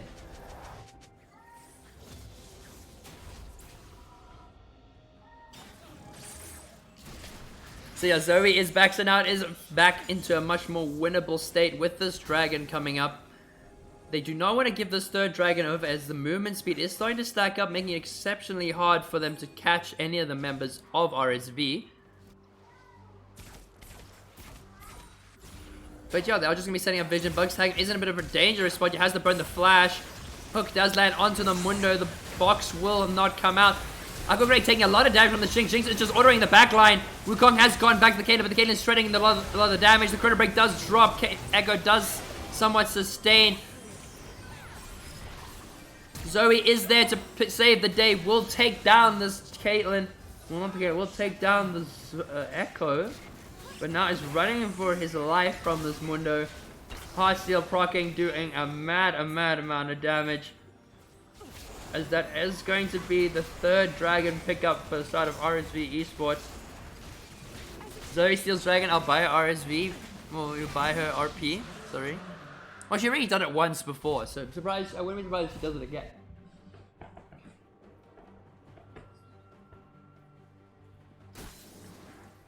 So right now, gold is still somewhat even. And the gold is on the right people, is on the right carries, but we have to appraise these 2 supports with their vision scores. Absolute coming in clutcher with the 105 vision score for Bugs Tag'em, 71 for this Nami. And yeah, he's very much playing the vision game. So yeah, the second game, we are going to be waiting to get into the second game shortly after this. Hopefully we'll get into relatively quickly, as this Baron fight will likely secure the end of the game for either of these teams. Both teams have 3 dragons, so very much hoping to, well, very much curious to see what these teams are going to pull out in these last few moments. With the Tiamat being fully built, and now the Titanic Hydra as well, there's going to be a Baron coming out from the side of Zenith. They are going to be fighting for this Baron. The Echo is trying to get desperately against the back line. Tidal Wave does come out. Zoe is taking a lot of damage. The Breast Craig will take down this Caitlyn. Eric Rangers are taking a lot of damage from this Mundo as well. Olaf is desperately trying to get some damage off. Cyclone coming out from the Wukong, but it is not going to be enough, as this Caitlyn 17-1 able to free order on this back line.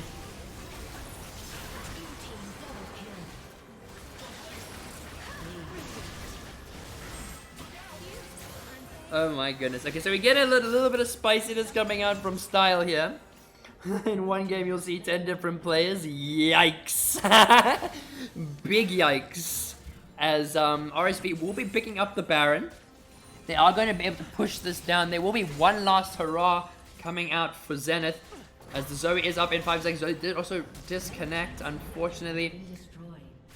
There's still fairly long timers on these death respawns, but they will not make it up in time. As that will be first game going over to RSV Alcoholics Anonymous.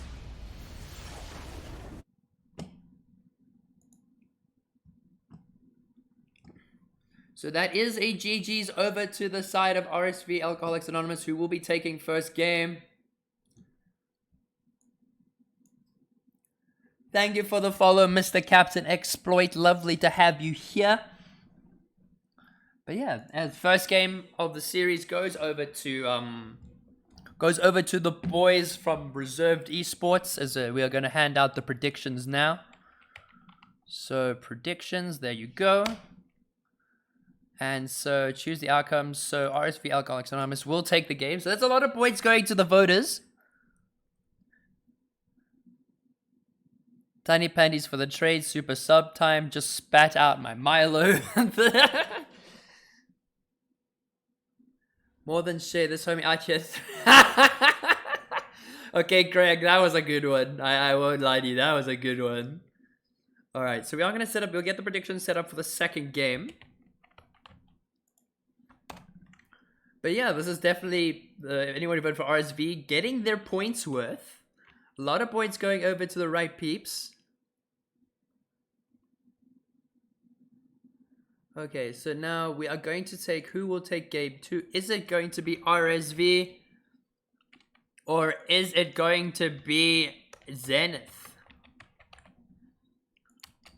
And start prediction, boys. We got it going. But thank you so much for the follows, everyone. Thank you. Always nice to have you here. But yeah, let's go take a look. Actually, let's go take a quick look at the damage. Bro, this is just such a dope announcer. Where's that follow button?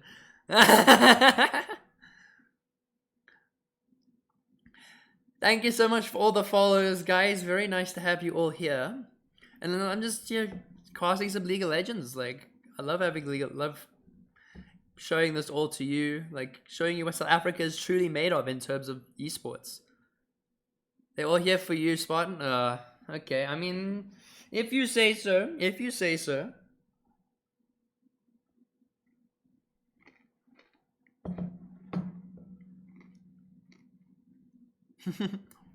Am I diamond yet? I can do a quick sneak peek of my my rank if you want to see it. But not going to be very long. So, I am somewhat of a jungler. I play kind of a really interesting set of champions. Sitting in bronze 1, not very happy with it. I peaked gold, but then last season I struggled to even get out of silver. So, that's the plan. But I'm closer to getting diamond in TFT than I am to getting diamond in solo queue. Like, then we can even take a look at some of the stats Alright, I forgot I'm not showing the screen. Jungler, you hardly know her. AP Bruiser meta for jungler is good. Zach Fiddlemore busted right now. Yeah, I have been seeing a lot of that recently in terms of the jungle. Like that's just the demonic embrace abuse is very, very strong, very overpowered. Again, I need to sort by champion mastery. So these are my top junglers. You want me to show damage graphs? Alright, I will go grab the damage graphs for you, Mr. Sutness. Please show the damage graphs for the game. I'll kiss you on the mouth. Okay, this is... You didn't need to go that far, but if you're offering, more than happy to.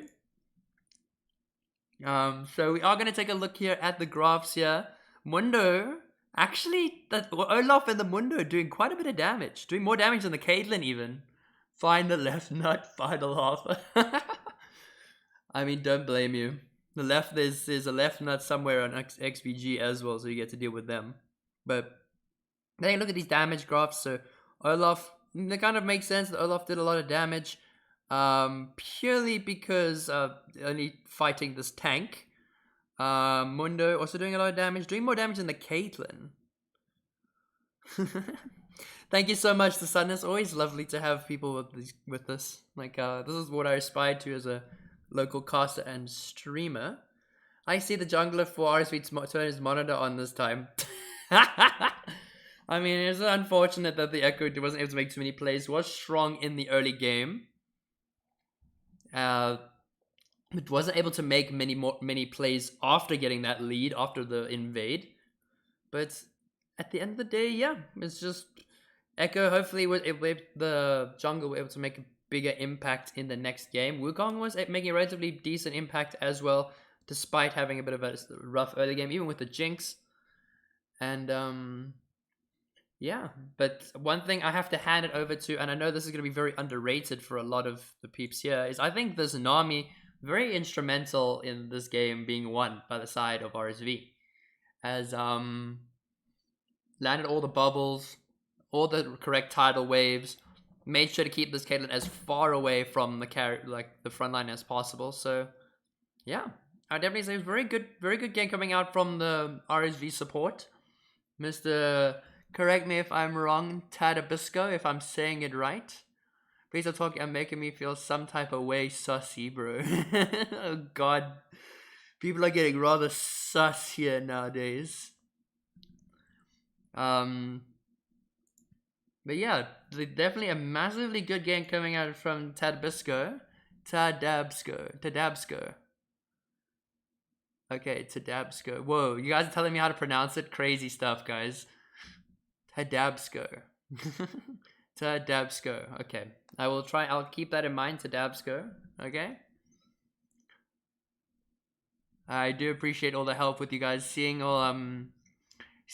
some of the new teams coming out into Mettlestate. Always lovely to see what you guys bring to the table. Seeing how that you guys respect the fact that load shedding and internet and all that stuff is not in our control, especially in this country. And the gentleman's agreement is always far better than the 5-minute agreement, that I will say. So we are just going to wait for the last few peeps to come in and join. A lot of... so we do see Mystical Knight is going to be joining in. There will be no sub in from Ricky Baggins. But speaking of that, we don't have any music play. We should probably get some bangers going. We can get some music requests, but you got to be careful with the trademark, the copyrights. I do have a playlist set out. But yeah, let's talk. Okay, talking sounds good. We have control Volt EFF to fix load shedding.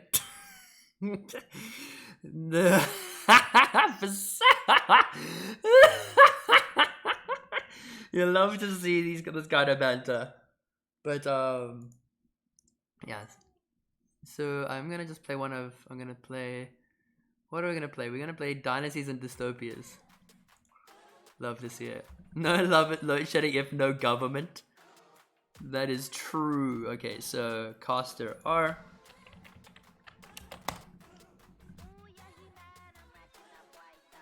Alright, so we are going to be hopping into game 2 here.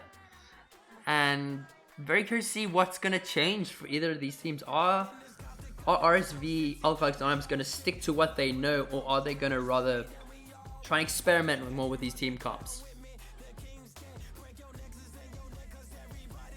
Thank you so much for the follow, Mr. Stylus B. I hope I'm saying that right too. So we do see a Nocturne is being taken away from Balls Away. They're banning it, sorry. They ban away the Nocturne. Vi being taken away from Balls Away. They do know that Balls Away is very capable on this. Vi has played a couple times in Era Rivals and was able to make massive impacts with it. But the Mundo is going to be taken away. Very good. Mundo was very much a big problem. Maybe she stays now. Maybe. We'll have to see. But Samira also being taken away from Mr. Strange. Probably has been practicing it on the side. We should definitely ban the Ahri. Curious. I think there is going to be a possible ban for the Caitlyn, or they might just take the Caitlyn first pick. So that actually the Heimer ban will still come through. Now I think they need to think about this ban, because if they let the Caitlyn through, it is likely going to just be picked up by the side of Zenith. Because it is very overpowered, very strong. And that was very much well executed by by Mr. Aqua, well, by Mr. Depresso. As see, there we go. The Caitlyn will be picked up for Era Strange. Like to see Tadbisco's Fiddlesticks. Tadbisco, yeah, that's right. I'd like to see that, but they are gonna pick up the Nami again. Was very good in the first game, and very unlikely they should change it going forward, as it is was very strong, landed all the bubbles, was able to protect their ADC. So wonder what they're gonna pair with it. Are they gonna run the Nami Lucian, as the Mundo was taken away and the Lucian has been left open? So would not be surprised if we see a Lucian. It's going to be a Lux pick for the mid lane, stealing that away from Mystical Knight, who very proficient on that champion as well. And you don't want him on it. You don't want him landing the light bind. You don't want the final sparks one-shotting your entire backline. But we do see the Ashe, so that actually is going to be an Ashe Caitlyn bot lane, which is definitely interesting. I can understand it with the poke and the double AD, but at the same time, it would be a bit risky because now they gonna have to opt for a frontline jungler or a frontline top laner, which I know Snotsky is not too afraid of. As we see the Zac. Zac was expected. Very strong pick right now in the jungle with the demonic embrace to Radiant Virtue pick. And yeah, I think the Zac is very good engaged. They so far got excellent engage along with the Zac E along with the Ashe ultimate. Welcome to the chat, Mr. Call Sign. Good to have you here. We see that Lucian is going to be picked up, so it's going to be the signature Nami Lucian bot lane coming out for RSV. Maybe a bit of a blunder from Zenith letting that Lucian through, but they are going to choose to opt to take away as many things away from this jungler as possible.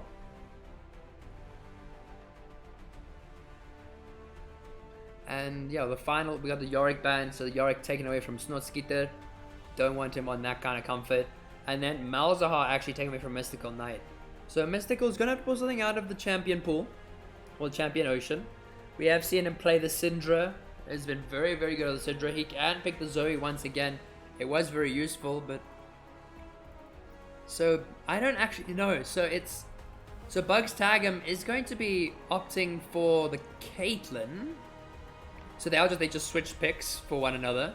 So that is going to be the Caitlyn going on to Strange, the Ashe for Bugs Tag'em, and that the Zac is going on to Pulls Away. But getting rid of that Sun, getting rid of any of those annoying shred tanks, well, the annoying tanks that are hard to shred, is definitely the way to go. And I think, yeah, they've got a really good engaged team comp coming in, as I said before, with the Zac E along with the Crystal Arrow from Ashe. But Lucian, Nami, Lux, and Hecarim now on the roster. Hecarim got really, really good engaged with the I think it's called the Devastating Charge, and that's the E. With the ultimate, can get onto the backline very easily.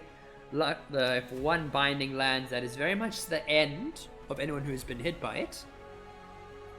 And as proclaimed, we are going to be seeing the Syndra coming out for Mystical Knight, one of his favorite mid laners. And definitely a mid laner that could make the change, make the difference that was not able to do in the last game. Very good to catch out those long range stuns. And later in the game, we'll be able to scale a lot easier, upgrade those abilities, transcend, and then one shot basically with the 15% health execute on the ultimate. And then we do see a Jax from Snotskeeter, who is going to be on a carry, very hard carry with this Jax. So I'm curious to see what is going to be picked as a counter. So got a lot of scaling, good scaling coming out on the side of Zenith with the Syndra, with the Jax, Zac, even with in fact, almost all of them scaled very, very well, but gonna have to deal with that Tahm Kench, who's gonna be protecting that Lucian as well as the Nami, keeping the Lucian safe. But yeah, if they're able to execute this bot lane correctly, they can walk away with the lane, using their poke, using their range.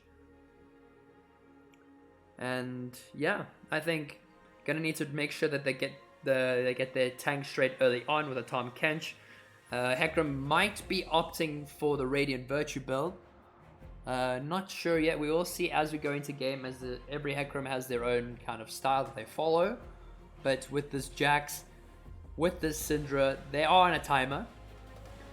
Very much, if they let this game get to late game, this Jax and Syndra will be a nightmare to deal with, and it will bring us to a third game. Hello, Nick Mercy. Welcome to chat. Welcome to the match. We are in game 2 right now of the series, with RSV Alcoholics taking the first game. And hopefully Zenith are looking to, well, come back. Yeah, so it is 1-0 to RSV Alcoholics Anonymous at the moment. And looking for the draw. I think RSV has a better draft, to be fair. I mean, the Tahm Kench very good at saving this Lucian if is in a precarious spot. The Hecarim has got really good counter engage. Nami very good engage with the Tidal Wave, Light Binding, along with the follow-up Light Final Spark can very much burst down one single target. But I think Zac engage is something going to be afraid of. Very scary stuff. Who can side lane for them? I mean, if you look at it from a side laning perspective, Syndra and Jax are going to be very dominant in the side lane. And there's very few people that can actually deal with them. The Lux will not be able to deal with this Syndra in a side lane or this Jax. Tahm Kench also won't be able to deal with this Jax in the side lane, so... like, you can't really trust them on their own. With a Jax and a Syndra, you can kind of somewhat trust them on their own to battle out the fights. But with the bot lane being heavy engaged, they're going to be putting a lot more prio into it, hopefully getting them a bit more ahead, preventing what happened last game, and utilizing the Caitlyn buffs in their own fashion. But yeah, we are going to take a quick look once again at the rosters. So this is the Zenith roster. These are the boys that are going to be playing today. So we got Mr. Snowskeeter is going to be pulling out the Jax here. He's going to be hopefully smurfing it up. Curious to see if he's able to abuse the scaling potential of this fully reworked Jax.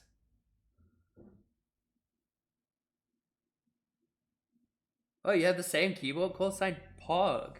Bro, like, and this is all courtesy of a graphic designer that have got signed in, or signed up, sorry. It is previously known as GFX Star. Is the Corsair KG R55 headset a good keyboard? Well, the K55 keyboard is, I've had it for quite some time, the keys are getting a bit, sometimes they don't press in very well, but then the headset, got the headset very recently, it is also of course a headset, so it works very well. What photo are you going to use for the elements? Stylus, the idea I'm gonna have to get 10 of those, eh? So then we do also see Balls Away. He is the one on this Zac here. This is the face of Engage. This is someone that you got to be fearing. We got Mystical Knight, the scary boy on the Syndra, with the scaling, with the massive amount of damage. Is it a headset and keyboard? I would be very surprised if it was a headset and a keyboard. That would be quite a feat of engineering and science and all that jazz. But then we got see Strange is going to be on this Caitlyn here, hopefully going to be able to assert some dominance with it. And then Bugs tag him in the bot lane with this Ashe. But yeah, absolute Giga Chad in the mid lane, I have to agree. So as we are going to be heading into game now, we have loaded in. We are just going to wait for Riot Client to let us in, basically. We just use the FIFA Sim photos. The Logitech G355 keyboard is the best.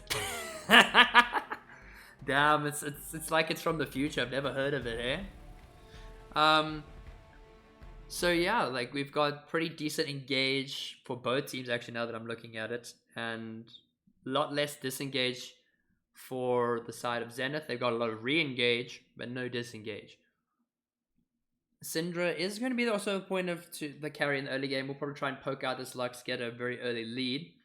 Caitlyn and the Ashe will try and shove out this Lucian, try and abuse their range. The K120 Logi keyboard, dude. We're just bringing out random names at this point. We do see some spicy skins coming out. Like where where were RSV photos? So the photos that we mainly use for Era, it was set up. We set it up at the beginning of the Era Rivals, which was earlier this year. Try to get as many of the team members in so we can kind of promote more of the players, so they can get more of publicity, so they can be looked to be scouted and they have a lot more presence. So if RSV are able to get the photos through, we can make some sick looking rosters for everyone, but it would have to require the cooperation of everyone and anyone. So pushing Syndro, the game's supposed to be hard for me. Maybe we should try to do that for all teams. Be lit to be in bronze and have rosters. The GDX33, my headset is also good. I mean, you guys are shame, man. You guys are. This guy is getting absolutely decimated in chat. You guys are not letting him rest here. Maybe my dad will tell me he is proud of me. Shame, man. I mean, isn't that the goal? You want your dad to come by, see you playing League. He says, "Are you winning, son?" And he says, "Yes. I just bought the new Star Guardian skin line, and now I am the ultimate weeb." So we are finally loading into game 2 here of the the Mettlestate Challenger Open Division. Yeah, so we're gonna hope to get into game here. We're gonna just readjust the scoreboard. Just wish. See, all I ask for a simple thing as a streamer. Just make sure you're in the order, because then it makes my life easier. Then I don't have to move you all around. As you're gonna see, there's gonna be 2 people looking for an invade. The Sutness and Aqua Crag are gonna be trying to see if they can pick someone out here. Wards are spotted. Okay, that is not a Syndra jungle. And that is not a Hecarim top lane. And that is not a Lux top lane.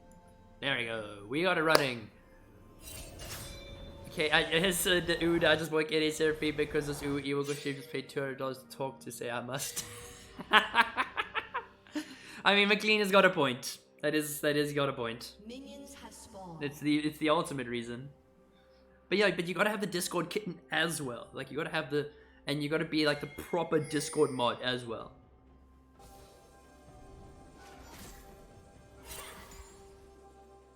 Oh, you're making progress. Oh, damn. As we do see, there's going to be a blue start coming out for Balls Away here with the Hecarim starting the red. Maybe some normal vertical jungling, no invades for either side. Playing it a little safer. But Mystical Knight did actually lose a trade while we weren't able to see. But makes it very hard with the Syndra skin. The Syndra skin, he's just got a lot to look at. Snotskita taking a bit of poke from this Tom Kench. I'm getting told to hydrate. Oh, I don't have my hydrator here. Or it's not called a hydrator. It's more just called a water bottle. Era Strange and Bugs Tag'em are playing very aggressively, abusing their range, abusing their early game potential with the poke.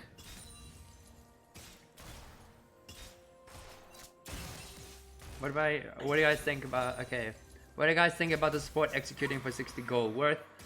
I think it can be, but dependent on the support really. Like if you need that extra pot, maybe, but like I don't think it's particularly worth all the time anyway.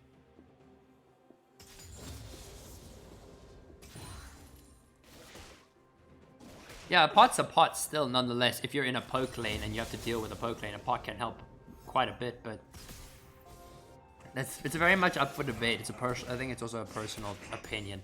As we see, Era Strange and Bugs Tag'em are making sure they use and abuse their range, use and abuse their poke, keeping the Lucian and Nami under their tower. Yeah, I mean, also you could not buy pots initially and then you just buy control in pots. I better hydrate later. Yeah, I'll hydrate later. Okay, I will hydrate later. But Hecarim is making their way, but Bugs Tag'em have to gets hit by the bubble, will flash into tower. Hecarim desperately trying to get the kill here. Will tank 2 tower shots. Zac is there, is going to possibly look for the jump in onto the Hecarim and will pick up the Hecarim as Nami is also in a little bit of danger. Dropping increasingly low, so just a 1-for-1 trade. Nothing too particular, nothing too strange, considering it is strange in the bot lane. But yeah, this Syndra also going to be poking out. Caitlyn abusing her range. Zac is sitting, looking for an engage, but will not continue. We'll probably just wait out for the scuttle. With Hecarim in the bot side, it would not have been advised to do that. Yeah, just going to be a simple farm, a little bit of a farming lane. Jax will benefit a lot more from the farming rather compared to Tahm Kench. Tahm Kench's jump does get interrupted. Very, very good cancel there as Bugs Tag is roaming mid. A lot of good damage coming out in Proxima here. Control wards are life. I mean, control wards are important.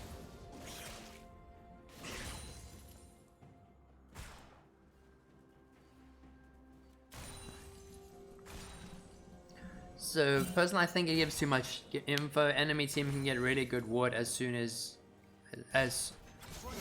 so go and hit the turret. I mean, it can work. Oh, we got the bubble dodge coming in from Bugs Tag, but Bubble Balls Away is sitting in the bush. He's looking for the leap. Lucian is there, does have the flash, but will actually land onto the Nami. Nami does not have flash. Will they be able to take Nami down? She is being slow, but the bubble does connect. Flash E coming out from the Caitlyn, and that will be a kill going over to Bugs Tag'em. As the Zenith bot lane are looking to strike back this game. And it was very good. This is a very good call coming out from the Zenith bot lane. Picking up that extra range on the Caitlyn. Using the Ashe just to give more room for poke. But yeah, Jax also does have the full sheen. Could look for trades on Tahm Kench, but Tahm Kench is also yet to reset. And Hecarim is making his way into the top side. Oh gosh, why is this not working? Okay, there we go. So Hecarim was top side, was looking for something. Is going to actually look to invade the Zac here, but not particularly advised as the Jax can make the rotations. A lot of damage actually coming out from Balls Away onto this Hecarim. Jax is there. Will deny the devastating charge. Oh my god, wait. Oh my god, thank you so much. Call sign, thank you so much for the 3 gifted subs. I'm very grateful, very appreciated. Thank you again. From Grom2. Aw, you guys are so sweet. It's just gonna keep going. Oh wait, there's more. This is just gonna keep going, guys. But thank you all so much for all the gifted subs. Very, very grateful. We'll make it up to all of you. We'll give you some good quality league content. The Mystical Knight is winning these poke battles right now.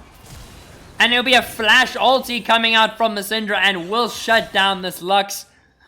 Definitely, that felt a little bit personal coming out from Syndra, going under the tower. Trap does land. The 90 cabinet lands as well. Hecarim is stopped in his tracks by the trap. Bugs Tag'em is also taking a bit of damage, but Aquacrag will pick up that kill. You can't just go do it. Your Spider Item won't be activated. Teammate needs to be close. I don't know if it's a gamble. Yeah, it is a bit of a gamble. I do think it is a bit of a 50-50 trade. Like, you have to have someone nearby and get the gold. But, unfortunately, Bugs Tag'em did have to fall there. Was not very great there, but Nami Lucian gonna be Nami Lucian. Look for the one-shots. Hot diggity damn. Who would have thought they would still be playing Nami Lucian even after the massive nerfs that they did to it. But right now, Zac is going to be trying to keep his pressure in on the bot lane. Is hanging around there, clearing out the vision, making sure you always have the counter attack. But Nami, very good at landing these bubbles, but very good in the first game, very good in the second game, as the Lightbind does land, but the Scatter of the Weak does trade off some damage. Nami Lucian is a bot lane that was in the Bible. So we do actually see that there's going to be a dragon picked up for Zenith in the bot lane here. They are going to get the first dragon of the game, which is a mountain drag. Nurture charge runes, not prior. I mean, yeah, so the electrocute changes definitely kind of put it a little back in terms of priority, but it is still strong nonetheless, I guess. But Lucian he pairs well with a lot of the enchanters. It just so happens that that Nami gives him exceptionally high amount of buffs. And there's actually Syndra getting a shutdown in the top lane. Like, what is going on here? Like, what is going on? What happened? Syndra picking up a kill onto the Hecarim there, as they're going to be fighting over this Herald here. And that is... Actually, the Herald gets stolen. They denied the Herald from RSV Esports. And they can't really do anything. They just have to sit and watch. There's no one that can pick it up, so it is just kind of denying an objective. The gold did also go over to the Syndra, so more gold to this carry. But yeah, very, very good call coming out from Mystical Knight. He did have to die for it, unfortunately, but he did make sure he got the gold and the kill. Jax is falling a little bit behind in farm. A little unfortunate, but I think... As we do see the E coming in from the Zac. Mad damage coming out. The ulti coming out as well. Scatter the Weak does go wide. Ace in the hole is there too. Does get burned by the Caitlyn. But that will be balls away, picking up a kill in this bot lane.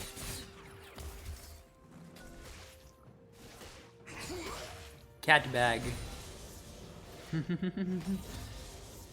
I mean, you can pretty much give any emoji, just like asking for the pog taste, as Lucian does try and go for the full commit onto the Ashe, but there will be no further follow-up.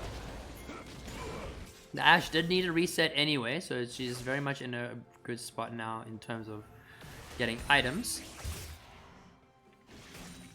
Yeah, she is sitting, she's only sitting about 200 gold, so she just got her reset now. But right now, gold looking good for the Zac.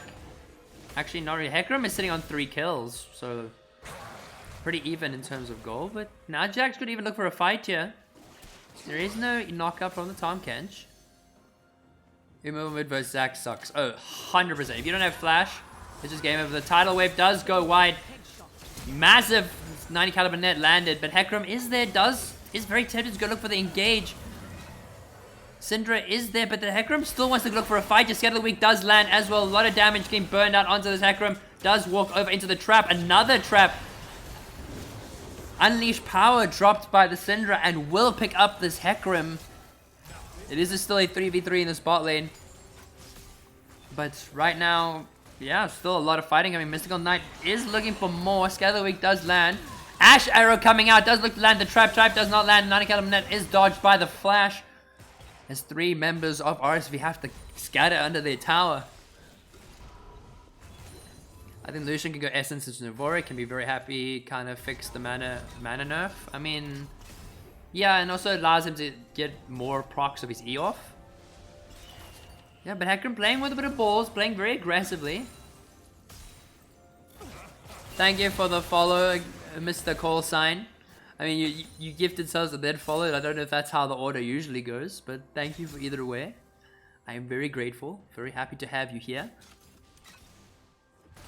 So Bugs, Tiger, and Air Strange will just keep abusing this. They have got the range, have got the superior damage. The bubble does land. The culling coming out does dodge. As we see the flash coming out from the Lucian. Q is dodged by the E. But yeah, massive play coming out there from Depressed Crag. He is low on mana. Zac is there. He's just trying to see if he can maybe bait out the Nami Lucian to walk under, but doesn't look like it's going to be happening. Scatter the Weak not landing, unfortunately. But still a lot of damage still being traded out by the Syndra. Hecarim in the top side picking up the Scuttle. With his Jax is also still not going to be having a fun time. Skating too much. Zac is there, is looking for the E. Immobile mid. Q does land. Minion is there. Scatter the Weak is landed, and the Unleashed Power shuts down this Lux. Flash ulti coming out from the Zac just to kind of save his mid laner. Hecarim is in a bit of danger. E does land. Massive amount of damage as Mystical Knight picks up another kill, putting him at 4-1 on the Syndra, which is very much not what you want to be seeing from the side of Alcoholics Anonymous. Very good trades. But Era definitely pulling out all the stops in this second game. Radiant Virtue is picked up by Bulls Away, first item. Very, very useful right now in this meta. Very good. They're very big selection of champions that can really use and abuse that item. I know one being Karma, being Zac. Ornn has also been a really good abuser of it. Hecarim sometimes, but I don't think we're going to see that from the Hecarim with despite the Sheed coming out. Up, the Tom Kench E comes up. Jax is in a bit of danger right now. Will drop the ulti, will drop the E. Will he make it out alive? No, he will not. As that is going to be a flash from the Tom Kench to pick up that kill on the Jax. Sorry, my brain is all mush. Mystical Knight playing very aggressively. Hecarim and Nami are looking for the engage. Tidal Wave does land. The calling has gone wide. Bugs Tag him is in a lot of danger, does fall, but it's still a lot of damage coming out from this Caitlyn. So Zac is going to be hanging in the bot lane here, in the suspicion that there might be a dive. There is no vision. Very good spot for the Zac to make a play, but there is still no vision on it. The Zac is going to get bumped into by the Hecarim. As the Hecarim ulti coming out, devastating charge, not able to do too much. The Q does commit, does not reach the Hecarim in time. Caitlyn build kind of sus. Little bit sus, but we do see Mystical Knight taking down the Lux once again. He is on a killing spree here on the Syndra. Full Luden's Echo. You do not want to be getting in the Syndra's way. Maybe it's a particular item that Strange wants to go. You could have, like, Snick, you could have just said Cade's build looking kind of strange. You could have said that. You had every opportunity to say that. But yeah, Zac now picked up the Divine Sundra. It's gonna be quite useful dealing with this tanky Tom Kench, but it's an eclipse on the Caitlyn. Very interesting. As we do see, they are gonna be starting up the starting up their second dragon. Fuck, I'm tried. Okay, yeah, I can tell. It's been a long day. We are only just peaking in the middle of the week, so I can imagine people are tired. So there is the 2 dragons picked up for Zenith here. It will be a Hex Tech Soul. Tried or tired. But yeah, we got the Mythic already picked up by the Zac, as said earlier. Mythic coming out for the Syndra, but a Duskblade actually coming out for this Caitlyn. Did not opt for the Eclipse, rather opted for the Duskblade. Maybe looking for the ulti one shots, possibly. I think the typo very much it did prove the point. But Zac is there. Q does land. Will be no further chase as the Nami knows and realized that they would be in danger. But we also see the Mythic come out of Tom Kench with the Heartsteel, so he's gonna just keep scaling. So hopefully the Zac does opt for a Bork this game, so he'll be able to still do damage to this Tom Kench. Oof, still good damage. Maybe Strange knows something we don't. Maybe he knows top secret tech. We don't know. We'll have to find out and see how it works. But he has got the lead. Despite the Lucian picked up the Gale Force, he does have the lead over this Lucian in terms of CS and probably in terms of gold too. This tower is dangerously low. Oh, the Counter-Strike does not stun the Tom Kench, just walks out of range. So there is a bit of danger here. His tower is quite low, and the Lux and the Hecarim are on the Rift Herald. Balls away, does spot them on it. Is he gonna go for the steal? Is gonna go for the leap, goes for the leap in, does get in. And I believe that is actually gonna be Hecarim who successfully stole it. Jax is there, does drop the Counter-Strike, and they will pick up this Lux, who's a lot of danger. Jax ulti is available. Grandmaster's Might is doing quite a lot of damage.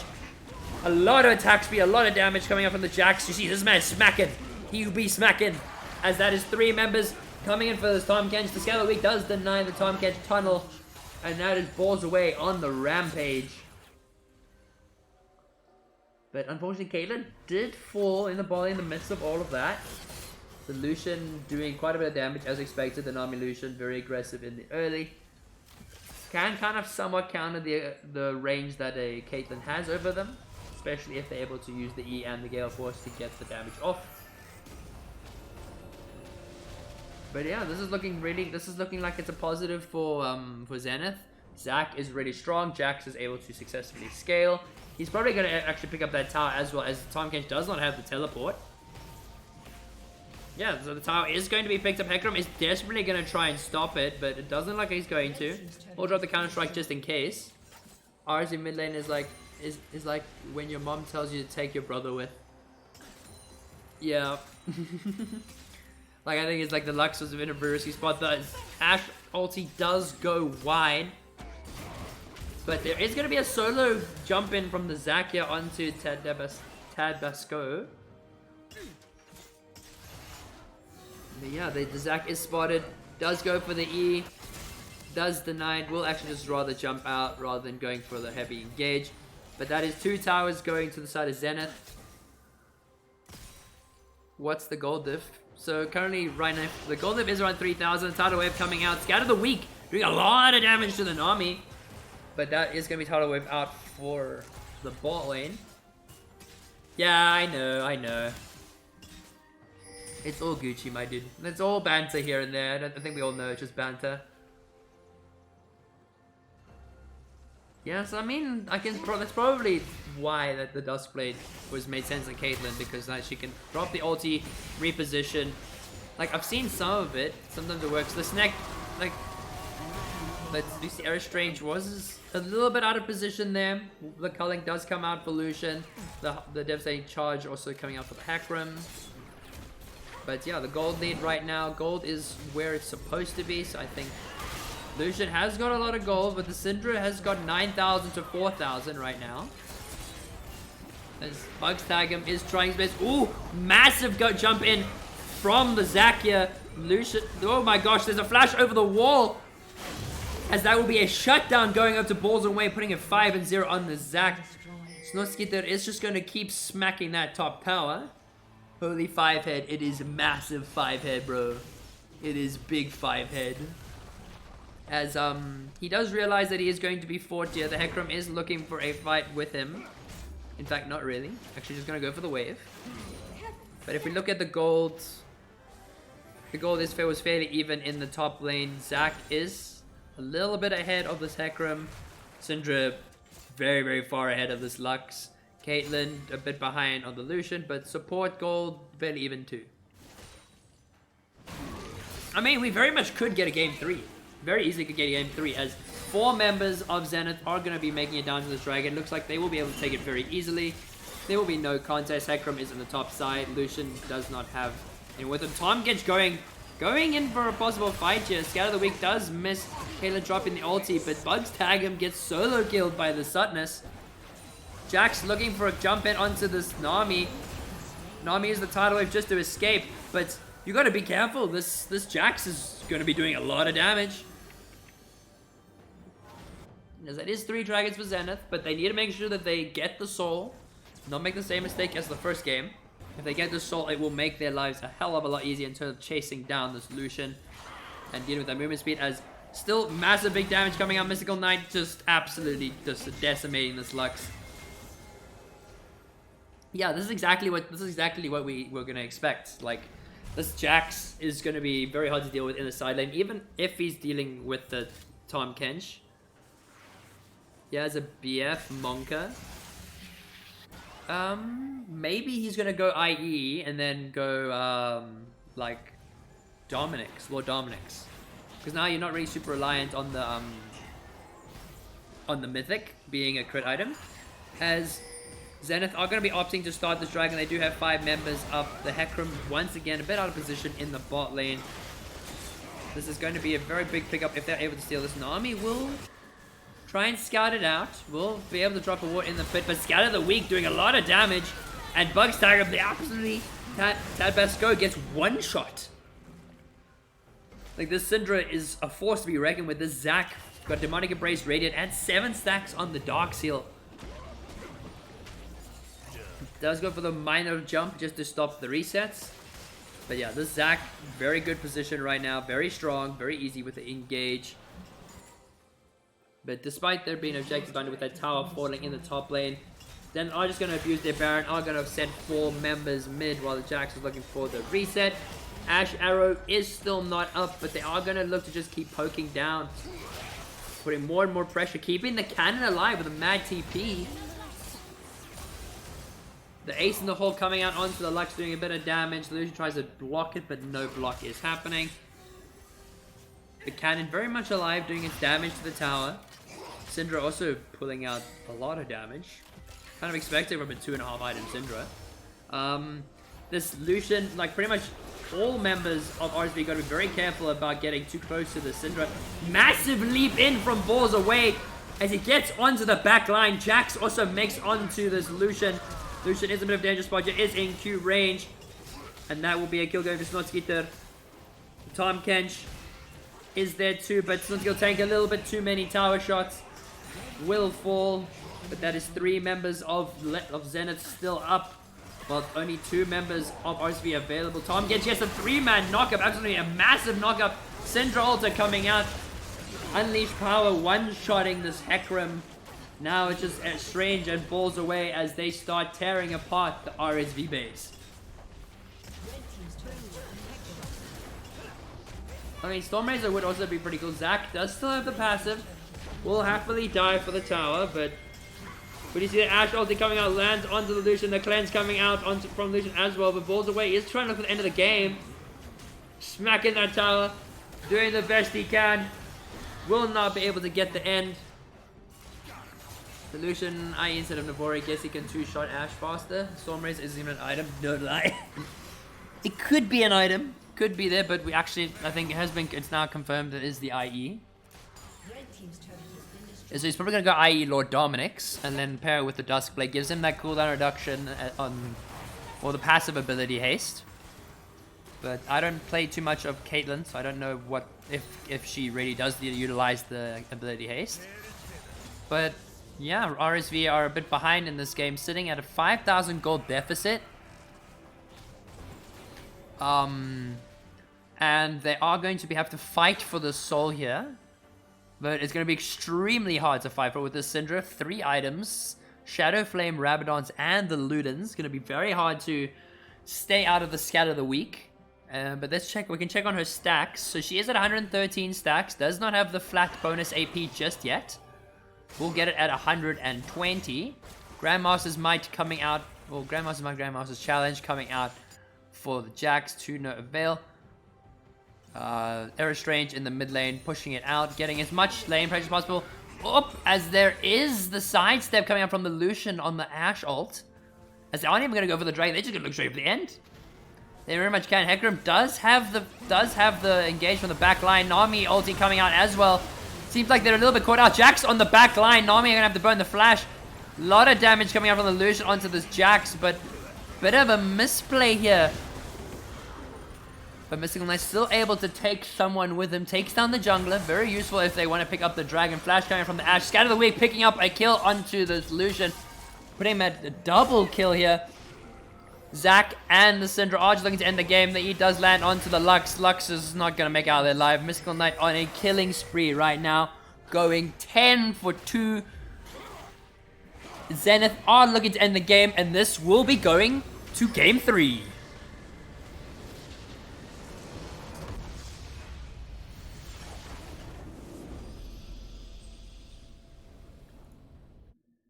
Alright, so now we can take a look at some of their op.ggs if necessary, but I'll peek at them quickly. Let's go to the stats page quick.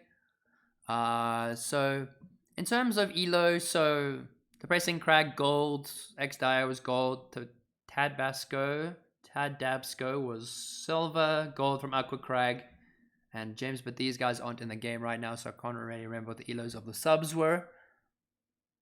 But yeah, it's not. And then we got this side here. So we got silver, and bronze coming out here.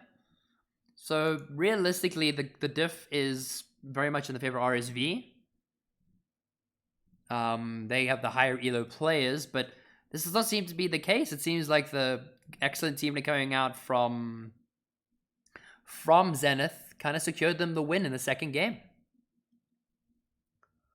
So we are going to wait confirmation if we are going to get the third game tonight.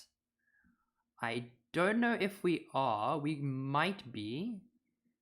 So let's just find out.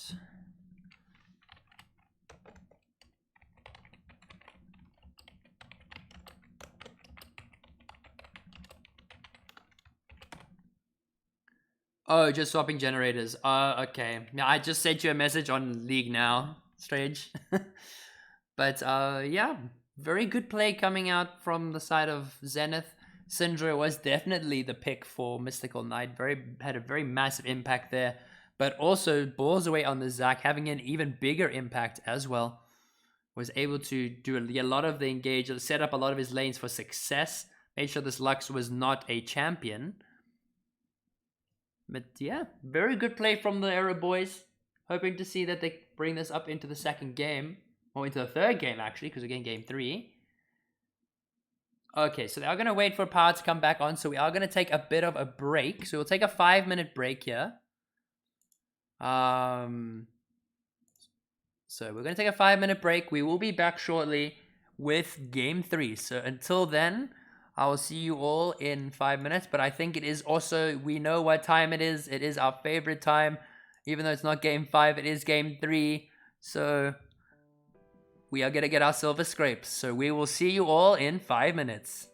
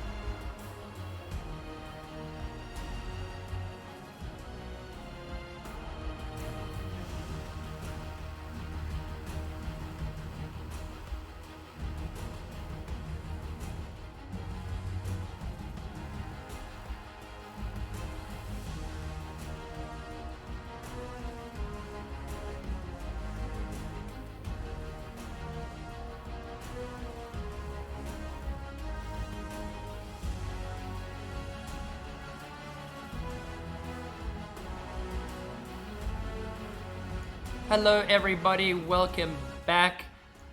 We are just waiting in preparations to get into game 3, but we are currently just waiting for boys and the boys that are trying to get their power back up and running, or especially after the load shedding, because it's just the 10 o'clock shot has either started for someone and ended for another. So we're gonna have peeps subbing in. I believe we are gonna have a Ricky Baggins sub in for Balls Away, who actually disconnected just as the victory screen came up. So poggers to him for actually making it through. So yeah, we are gonna hop into lobby now, and we should be getting there soon. But I will be taking some song requests for now.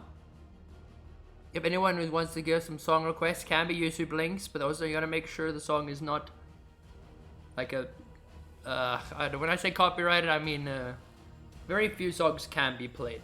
I'll probably try and specify that a bit more often. But if you want to play some music, do drop it in the Discord, or not in the Discord, in the Twitch chat, and I will copy the link and I will play it. You see, all the peeps are hopping into lobby now, getting ready for the game to begin. James has made his triumphant return and will be taking his spot back on the team.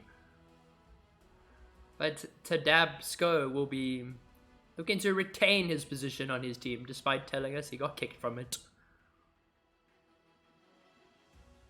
But to everyone who's been in stream, hope you've been enjoying it. Hope it's been great. Very excited that we got a game. That we're getting a game 3. It's gonna be a hell of a lot of fun, and it's definitely gonna be a banging last game.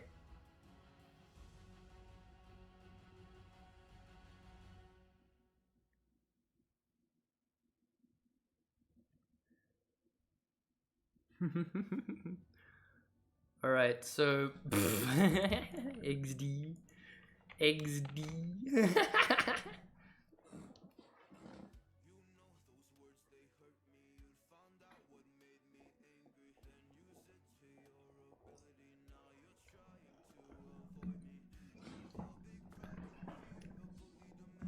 All right. So what are we thinking? What are we hoping to see from this final game here?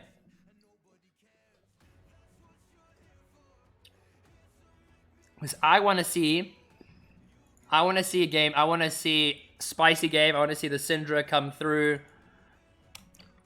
So it's 1-1.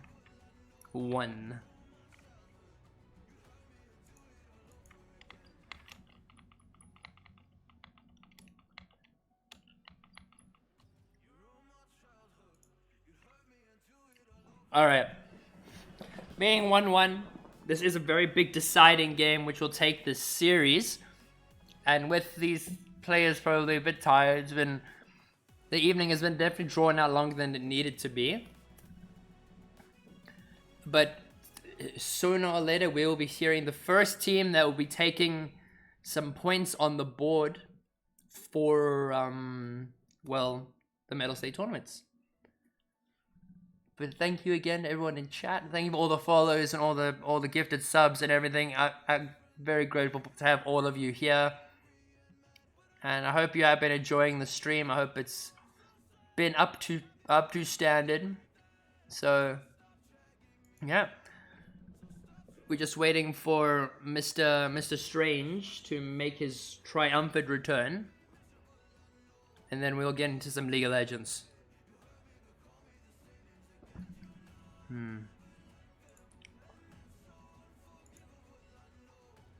What shall we play here? I think it is time for some LEC.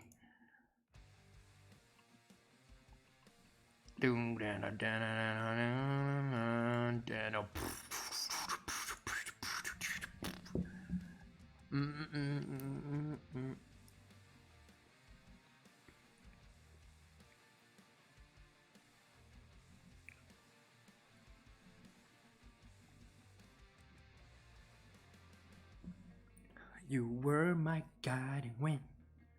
You soar across the sky. You adore with come and you wake apart this alive. Pillar of flame torn through the roof.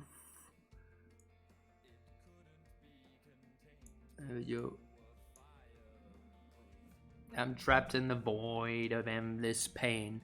Armor can protect me from this plane. Backstab. No, so LEC is on Saturdays, Sundays, and Mondays, I believe.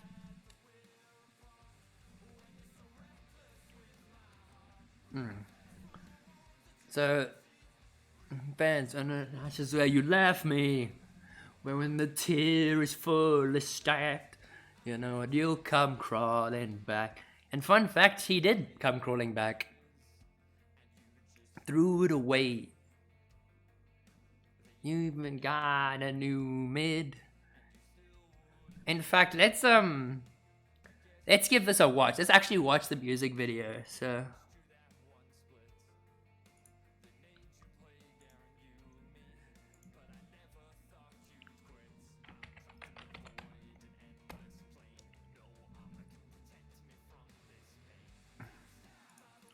What I love most. Can you sing Dick Down in Dallas? Oh my goodness. I know that song and I know it would very much likely get me banned. What graphics card do you use? You will love my black, my orange, my heart, top of mount, we can champ, and right back at the start. May break blue walls of pain while you laid waste. Gave the faith your sins so grave and I'll never be the same. The lyrics will change your life. I know they'll change my life, but they'll change my streaming career too. So I'm reckless with my heart. Alright, let's get it schmovin'. Alright.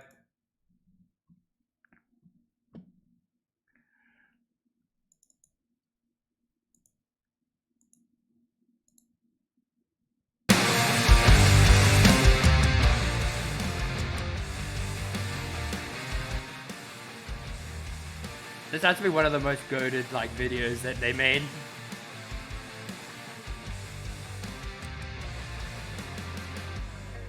You were my guiding wind.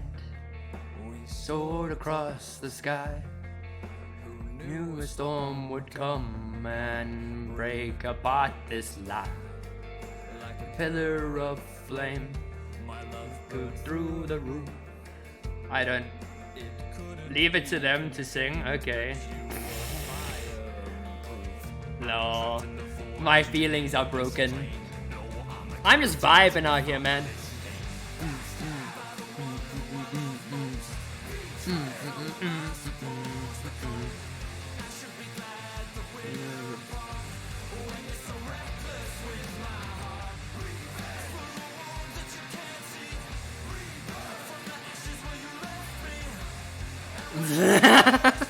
It's fine, man. I'm just vibing. Keep singing. Okay. Years, and you just threw it away. They even got a new mid, and you still wouldn't stay. I guess you had two reasons. Led to that one split. They made you play again, you me. But I never thought you'd quit. I'm trapped in the void of endless plane. No armor can protect me from this pain. Red on the I supposed to cope. And the middle part. I'll get back to you now. As you can see. As is when you left me. Oh, they stacked. They know that you'll come crawling back.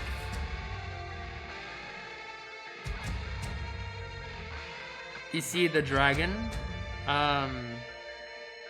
Which dragon? Wait, I missed it completely. He's even got an autograph from Reckless on the wall. Ha! Wow. Wow, I just got these nuts by my own chat. Backstab, the one who I love most. Betray. Glad that you were apart. When so reckless with my heart. When it was that you can see. And the ashes where you left me. And the tear is fully stacked. I know that you'll come crawling back. Banger. Absolute banger. Got love to see the bangers. But we do see a lot of peeps are missing. Still are missing. Strange is hopefully hopping in soon. So I'm looking for it on Uber Eats. Sambuca. It's probably Sambuca or something. It's probably Sambuca. It's like this really strong alcohol. Up as peeps are all showing up. We are going to be heading into Champ Select shortly.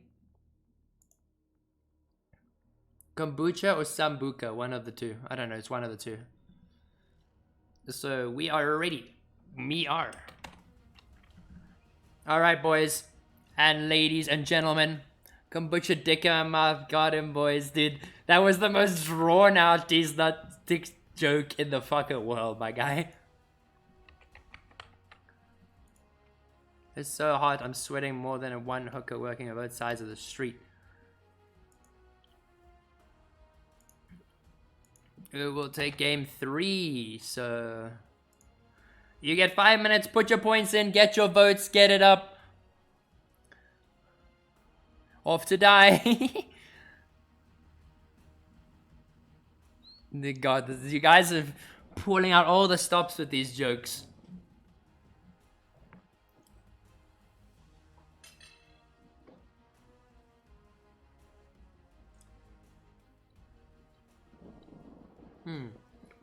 Be sure to place your bets, Who is going to take game 3? Who is going to close down this series? Vote for your boys, back them up. We gotta see some support. Come on, show your support for the boys. That was your semen. Alright. We are going into game 3. Wonder what the bans are going to be like in this series. What are we going to see taken away from these members of Zenith? And what are we going to see taken away from RSV? A lot of big decisions need to be made. Syndra was devastating. Very unlikely the Syndra will get through. So the Zac is actually taken away, but they don't want the Zac. They don't want to deal with that kind of team fight engage. It is very scary, so very respectable. But they banned the Jax. Maybe they don't want the Jax taken, so they rather ban it. Well, maybe they didn't ban it just because they may ban it because the champion's scary. But definitely banned the Syndra because Mystical Knight Assert is quite hard on that champion. But right now, it is very much just, yeah, they're getting rid of all these carries that they don't want to see in the future. Like, the Syndra is gone, the Zac is gone, and now the Caitlyn is gone. Caitlyn is not going to get through. They're not going to pick it, and it's not going to get through. So, makes sense. Can I see something new from either of these AD carries? Let me have this moment. I mean, while you had your moment in that last game, you fucking smurfed it. Long stream, what's going on? Tell me all the deets. Alright, Bubbles. So what's happening is it is game 3. It is currently 1-1. Had some smurf games from both teams. Mystical Knight coming in clutch on the Syndra. So yeah. Some good League of Legends we've seen here.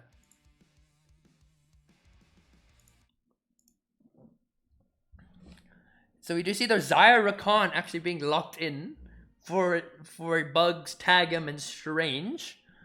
And then we see the Ezreal Maokai being taken away by RSV.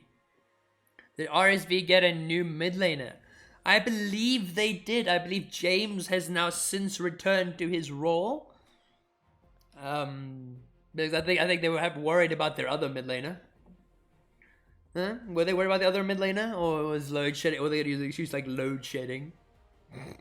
I joke. But yeah, that is gonna be the Sona Ezreal in the bot lane, and then the Vi actually in the jungle.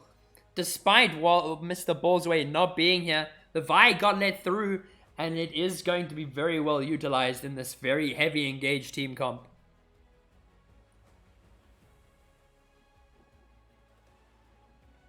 Yeah, he was playing with load shedding whilst the power was on.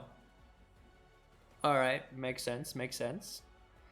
So we do see the Mordekaiser is taken away as well from Mr. Aquacrag.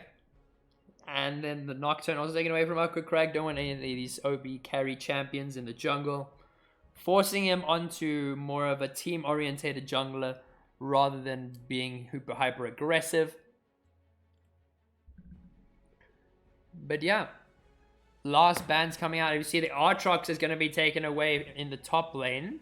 Don't want to see that Aatrox. Aatrox can be quite scary, can decimate through entire team comps, and especially can be the 1v9 champion that RSV are looking for.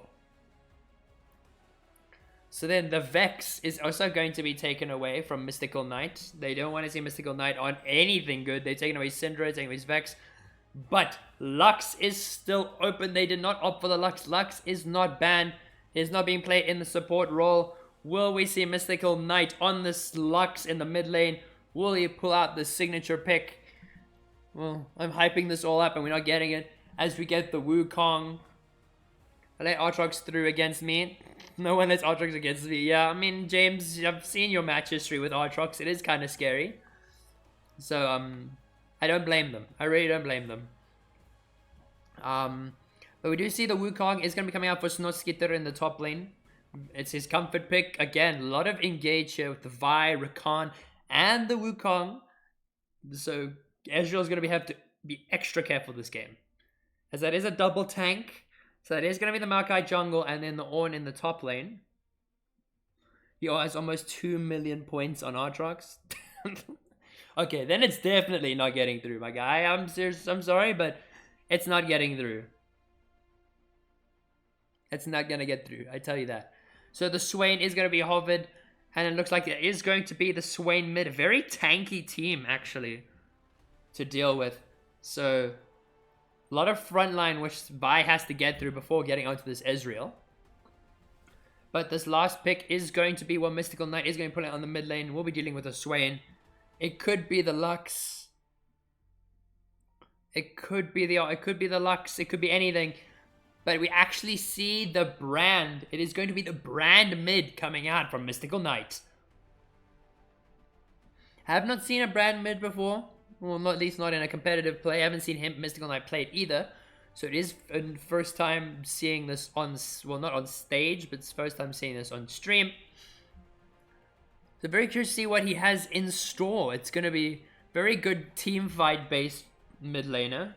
Very good with the percentage health damage. Can somewhat shred through those very healthy tanks. As long as it picks out the anti-heal early on. Vi has the easy lockdown onto this Ezreal if he just uses the ulti at the right time. Xayah, Rakan, what is there to say about that bot lane? Like, it's just gonna be so easy for them to engage on the Sona. If the Sona blows their flash early, it's very much a dead Sona at level 3. Brand mid is a good pick. I think it's because build and anti-heal. Oh, I don't know if he has built-in anti-heal, but I think with the anti-heal buffs and the massive amount of AoE that Brand can apply, it is super easy for him to, well, spread the anti-heal and deal with the Sona. Which is probably what they were thinking of in the beginning. The Sona is going to be churning out a lot of heals.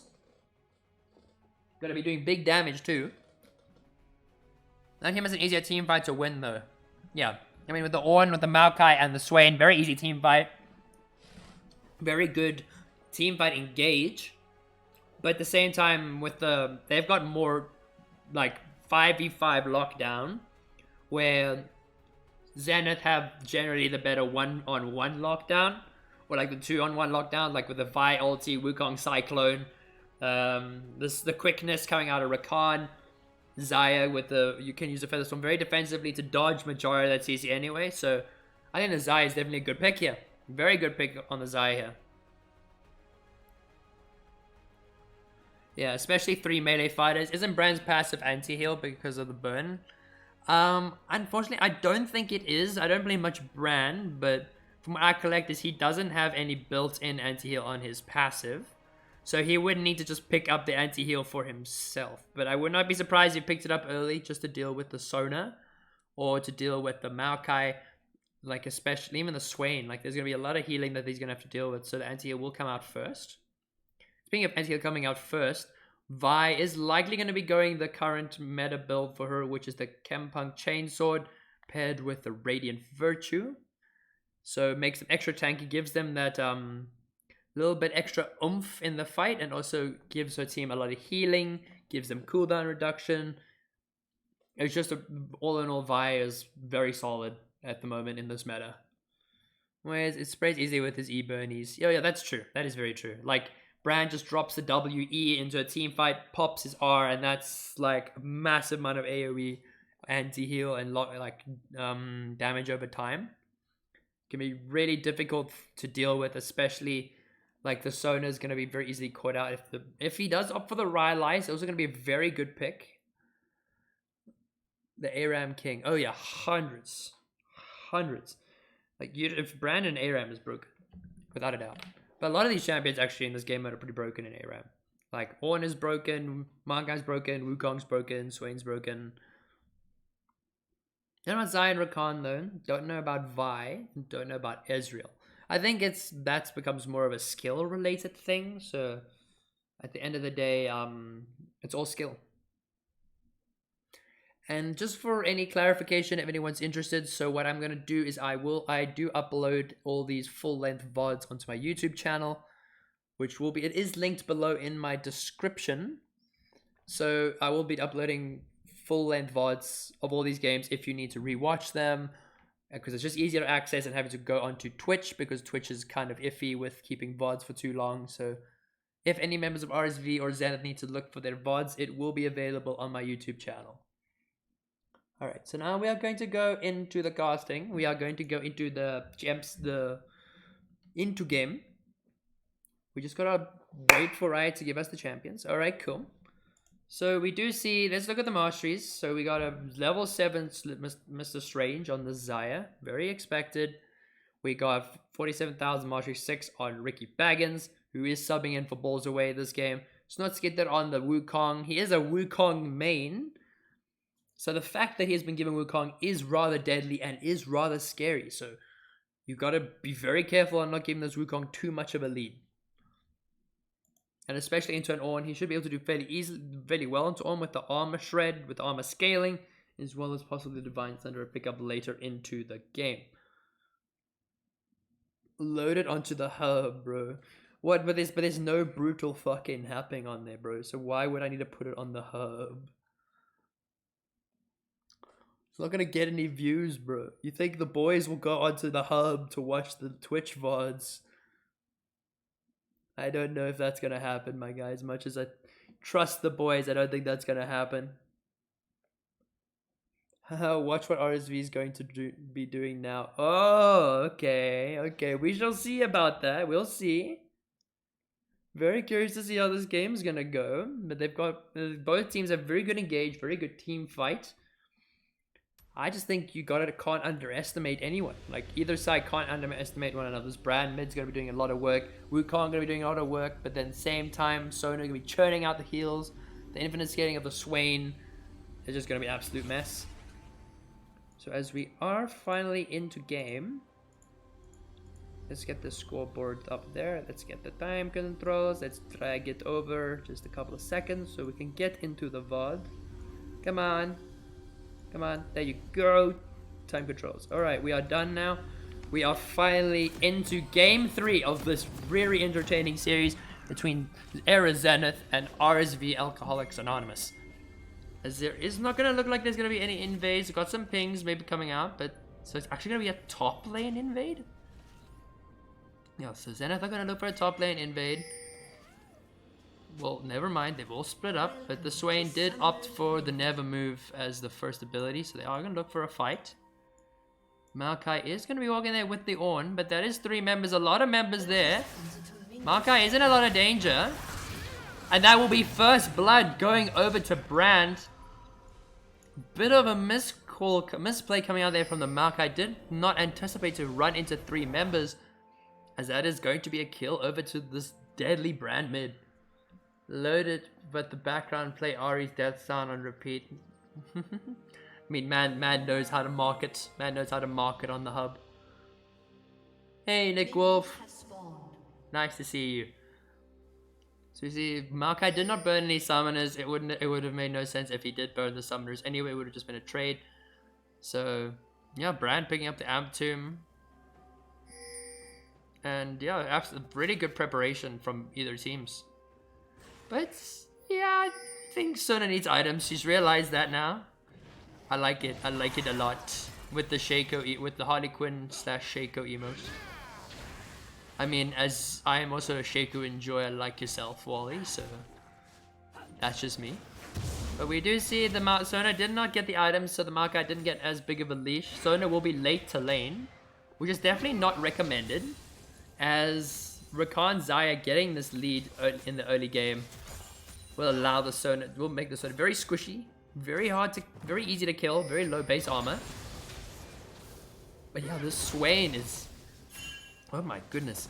Swain is making short work of the shortcomings of the Swain. As Bugstagum does not land the W. They don't have level 2 just yet. Then maybe we should have waited for level 2 for the hard engage. But yeah, Swain is just taking a beating in this mid lane from Brand.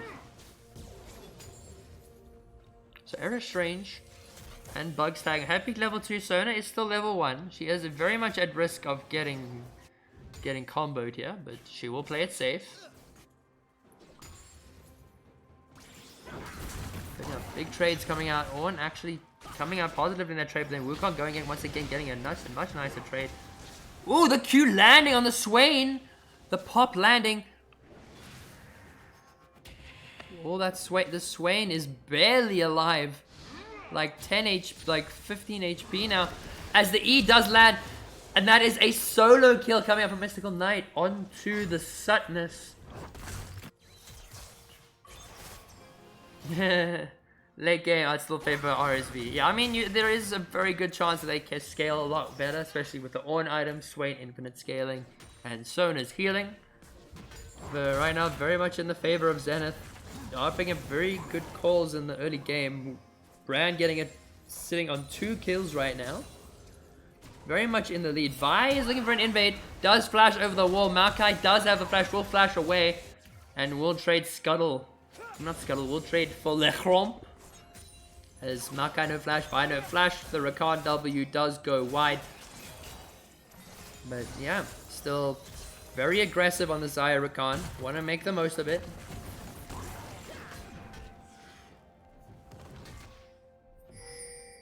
Alright, so they're having a couple of frame spikes, but Rakan lands the W, does connect, will just eat out, but the Sona needs to be very careful if she gets caught by any of this crowd control. She will die if she gets caught in the root, sorry. Mystical Knight being solid in this series. Oh yeah, Mystical Knight is generally very well-rounded, solid player. Knows how to abuse a lead when he has one. I mean, look at him now, like he's sitting very far ahead, knows how to poke out the Swain, knows how to make it impossible for the Swain to walk up for minions. But yeah, so Eris is Strange and them are walking up. The Sona is caught out, trying to bait. Very much trying to bait. The root is available. Absolutely massive root on the double root on the Ezreal and the Sona. But Vi is there, and that is a Maokai that does not want to take these kinds of fights. Oh, but is there going to be a solo bowler? As Strange picks up the kill onto the Sona, the W from the Rakan lands. The Maokai does knock them away. As this is currently 3-0 for the side of Zenith. So Mystical Knight, I believe he sits in around high gold. Like gold 3, maybe gold 2, dependent. I don't know for sure. But I think he's quite well respected in the bot lane and in the mid lane as well. So he did used to play a lot of AD carry, but since migrated to mid lane. But yeah, absolutely excellent rotations coming out from the side of Zenith here, putting themselves on the board 3-0. Maokai is very low, doesn't have the flash. Vi is there, and Ricky Baggins very likely to pick up this kill here, unless the Maokai's phase rush will be up. Brand does not have flash. Vi has Q, but they will not commit for it. Brand is going to W the wave, see maybe get the E, but to no avail, as the Vi will continue to use and abuse this Maokai.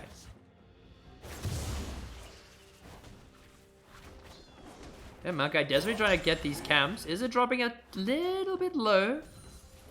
But probably should be resetting here. Don't look for anything too tricky. The Vi has already built up quite a hefty lead.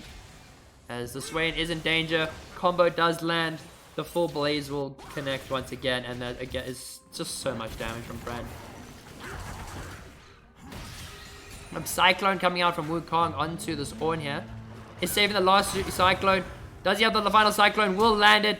There is a flash coming out from the Ornn, but a lot of damage. But there will be a solo kill from Snotskeeter onto this Ornn in the top lane.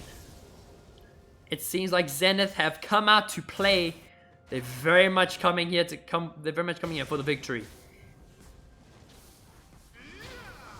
But one should not lose hope, especially with RSV, especially with the scaling which their team does have. They do not want to play too much for the early game. We'll play for much rather in the late game. So it's not too detrimental for them as Bugs tag him and Strange go pick up the red buff. So yeah, this Maokai is just not having a good time. They have made short coverings of this Maokai and he is sitting very dangerously far behind as Strange and Bugs will be spotted on a control ward. But yeah, just way too much damage coming out from this Brand. It's very hard for Swain to even exist in this lane. But yeah, they're going to be starting the first dragon. Wukong is also very much available. But Wukong will not go for the engage as the W does connect onto the Swain. Will the Swain fall? Swain is barely alive, sitting at about 100 HP. You're telling me the Xayah and Raman are bronze. I know Strange did peak gold. He did peak gold, if I remember correctly, or at least silver 2. Yes, I don't really particularly know what the situation is there. Like I think it was gold last season. It's just struggling a bit with the climb. I don't know about Bugs, but Bugs has been performing quite well this year. Especially in the era rivals, has been very accustomed to Thresh rather than the Rakan. But if this is like, I wish I was able to play that well. Like, so we should see the Vi is going to be opting for the Radiant Virtue first item, rather than the Chemtech Chain Punk. James did opt for the Bramble Vest early, just kind of to negate the Wukong's healing, as he does opt for the Sheen Pickaxe, and we'll probably pick up a Divine Sunder on top of that just to give it more lane sustain and fighting. But denying that red buff from this Maokai is putting him in a very, very desperate spot now. Gonna be looking for ganks to try and pick up some more of the XP from his laners. Xayah picking up the red buff, making it super, super easy to lane, making it super, super easy to poke and keep a higher health bar than the opponents. But yeah, just good all-around trading coming out in the top lane. Wukong is not going to be very favorable due to the Bramble Vest. But Rakan is in a bit of danger. We'll have to use the W to get out.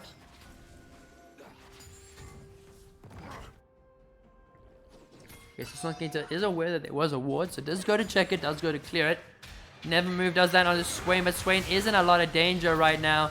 Taking a lot of damage from this Brand. Brand does drop the ulti, standing a little too close to that Maokai, and will get shut down for the third kill onto this Brand. This Brand is just absolutely annihilating in this mid lane. You do like he is doing way too much damage. Rakan going for the W does not connect once again. But yeah, all in all, this Brand is a broken champion. I will say that now. Brand is a dumb champion. When I play support, I generally ban him because he's really, really uber annoying to deal with. But that is already a full Leandries for Brand. There's quite a lot of damage he's got. Yeah, the CSing is also going very well in the bot lane of the Ezreal and the Xayah. Xayah sitting just at about 10 CS ahead. The W does not land once again onto this Ezreal. Just seems like the Bugs is not hitting the mark with these Ws. But I think right now he's doing just enough to give Xayah some pressure. So it will be the Herald pickup for Zenith. Very easy pickup. Have all the lane pressure. Ornn is stuck on a tower. Brand is very far ahead. So, gonna be playing more for the top side, as seen by this Vi. There's just a bit of calm. Vi is here with the on. The Cyclone is available. Does drop the Cyclone. Vi does drop the Cease and Desist. And that will be a kill going over to the Vi. Putting it at 6-0 right now with a 5,000 gold lead. Red team actually using the Herald top lane. Desperately want to get this tower. Don't know if they're going to get it. The Maokai does drop the ulti. Is going to hop onto this Wukong. A lot of damage is coming out. But Wukong is playing with fire. Flash coming out from the Maokai will take down Snotskitter. But this Vi is probably good. Will be able to out damage this Maokai. Just be very careful. But actually, Mystical Knight taking way too many tower shots. Barely surviving on the engage. Xayah with absolutely massive root. Tower shot tanked by the Sona. And that will be a kill going over to Strange. Rakan is just desperately trying to hit this tower. He wants to get the tower, but I don't think he can. I don't think he fights this way. Don't fight this way, brother man. Now the kills going all to the right people. Rakan opting for the Mobies just to look to roam around and help his team. Xayah very comfortable in the bot lane right now. 2 kills. Has picked up 2 tower plates, pushing 3 tower plates now. And yeah, the gold lead has since risen to about 5,200 gold. They're very, very high for this early in the game. But the gold is sitting on this brand. It is sitting on the Xayah. It is exactly where it needs to be. The Vi a little bit ahead. The Wukong a little bit of ahead. But mainly on the Xayah. As there is going to be an engage coming out onto this Ornn. But the W does go wide once again. Ulti coming out from the brand and Mr. Strange. As they pick up another kill. Making them both 3-0 and 1. Both of the 400 gold shut down. Sona walking up to Strange. Maybe not the best move from Strange here, as his 2 members of RSV does drop the Feather Storm. Just to kind of tank it out. Looking for the massive root pullback. But Ezreal's doing way too much damage. Maybe underestimated too much as Ezreal drops the flash. Will pick up the shutdown on the Xayah. But Brand is here to save the day. And picks up a 4th kill now. But Wukong looking to clear out some vision. Looking to pressure the jungle. As Zenith are going to be looking to pick up their 2nd dragon this game.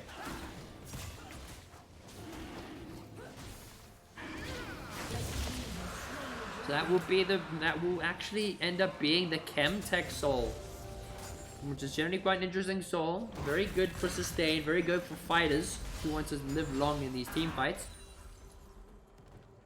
But yeah, that tower looking very low. Wukong is probably just going to look to shove the wave, try and get that tower. But Ornn is doing his very best not to let that happen. But with the Tiamat, it's going to be increasingly hard for this Ornn to deal with the push of the Wukong. But yeah, Xayah, very capable on her own, does have full Gale Force, full Radiant Virtue on the Vi, and full Leandries, as previously said, on this brand. But the Ezreal actually having the full Essence Reaver. Doing a little bit of damage, but literally tickling the Rakan, because bone plating coming in clutch. So Aqua Crag witnessing his blue buff getting stolen does ping for help, but the Wukong will stand away. The W does connect onto the Sona. The quickness doing its thing. Gale Force coming out for the Xayah, and that will be a 4th kill going over to Era Strange. As 4 members are down bot lane. The Bugs don't have to burn the flash to get out. That is just way too many people to deal with. As 4 members die this Ezreal, putting him further and further behind.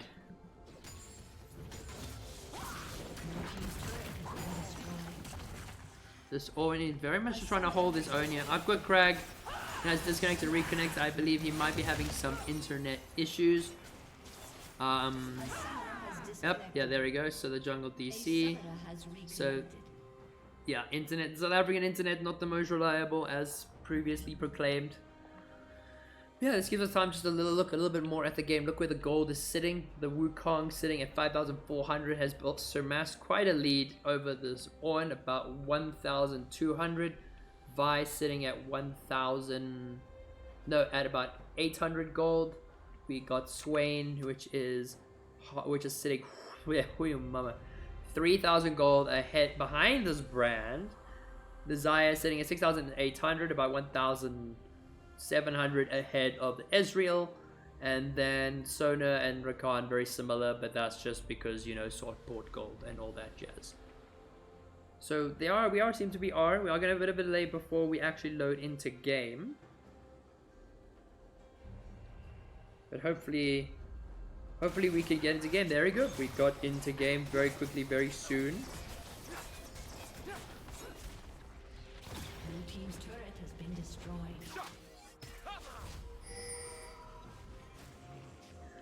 Oh my. Okay, there's the pause again. There's a little bit of a pause. Just as the game like recalibrates, basically.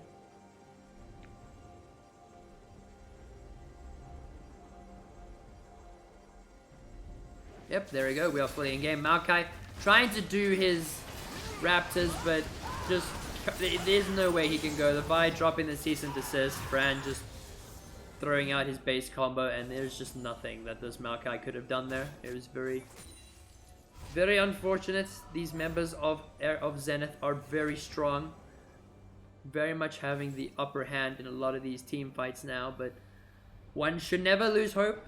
Despite this, there is always the chance of the comeback sides now being a 9,000 gold lead. It is quite deadly, as more and more poke coming out from this brand, doing massive amounts of damage. And yeah, Nevermove does not connect. And I think it's just what RSV want to do is they might want to try and play this game out, play it to scale, get their Swain some items that Ezreal stake up, get the Ornn to get some of his items. Nevermove does land onto Mystical Knight, but there will be nothing to it. Wukong going for small trades of the Ornn and then just walking away. But yeah, we see actually there was no Divine Thunder purchase just yet for the Wukong. Wukong did opt for the Ravenous Hydra first. I guess that life steal can be quite useful, but despite there being a lot of anti-heal on him, I don't know how worthwhile it could actually be. And yeah, it seems like there is going to be a Herald pickup for the side of Zenith here. Very easy to pick up. No vision from RSV here. And it is very much looking like this is their game. This is Zenith's game to lose. If they make too many mistakes, they can throw it away. As they are chasing down this Ezreal, Ezreal will just use the Arcane Shift over the wall. And nothing further will happen. But Wukong is getting collapsed on. There are two members onto this Wukong. The Nevermove does land Cyclone coming out, but Maokai is in a lot of danger as the Brand ulti comes out. Ornn ult coming out as well onto this Wukong. Ghost coming out from the Swain, landing the Q. The Demonic Ascension finishing off Snotskeeter, as that is the third pickup for the Swain. Or third kill pickup and first kill for this Swain. But yeah, we got the Rylai's also coming out for the Brand. That slow is going to be massively annoying to deal with. Yeah, they were able to get at least one kill, one big shutdown, kind of lowering the gold lead once again, but they have to get these carries done. The Sona does have the ulti, does drop the crescendo onto this Rakan. Nevermove does not land. Massive double root coming out for Zaya. Ornn also just trying to get tower plate, trying to get gold for his boys. But yeah, there will unfortunately be not too much he can do now. Wukong is just making his way back to lane, is going to reset and try and see if he can be that tanky boy his team needs. The dragon is coming up. It is going to be the third dragon and the beginning of the Chemtech Drakes. So Vi and Rakan just waiting patiently for this Maokai to make his way into the jungle, but he does not venture too far from the beaten path. Brand gives me Homelander vibes. Final raid boss. Yeah, this Brand, whew, he's way too strong. Like, he's got 2.5 items. Like, he absolutely shreds through peeps. Maokai not able to get over the wall, does not have the flash. That will be third drag going over to Zenith. Snotskeeter is just yoinking some jungle camps away as is going to try and fight this Ornn. Conqueror does proc, but the Ornn is doing quite a lot of damage. Wukong is not able to do as much sustain. Brand ulti coming out once again. Mystical Knight going godlike as they all converge onto this Wukong once again, picking up another kill, giving over to the Ezreal, putting him in a really good spot for sustain. Ornn just being the tank that he needs. Bug Tag him is taking a lot of damage. Does not have the flash up. Xayah flashing for Ezreal is caught out. Ezreal will shut down this Xayah.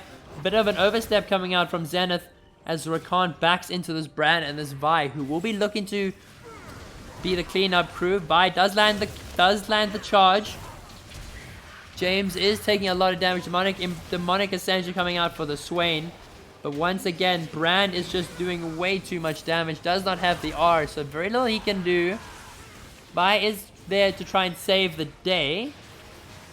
But unfortunately, nothing will happen. There'll be 2 members of Zenith falling, giving a little bit more gold to RSV, giving them the hope that they very much need. If they can shut the Xayah down, if they can take down this Brand, it will be much easier for them to get through these team fights. Makai has had enough of it. He wants his camps. He's had enough of people stealing his stuff. So he does yoink his buff, but while Mystical Knight is taking his own jungler's buff, I feel like it's only fair. Brand is quite fed. He's quite strong. So should be no problems there. With Brand being level 13, same level as the Ornn and the Wukong, but that's Sona level 9, 4 levels below this Brand. Brand could pretty much 100-0 it. So they drop the Herald mid lane to distract RSV as they do begin the Baron. This should be a fairly quick and fairly easy Baron. The Brand potentially held straight the Xayah with the 2.5 items. Vi as well with Armor Shred, and that is just a very free Baron.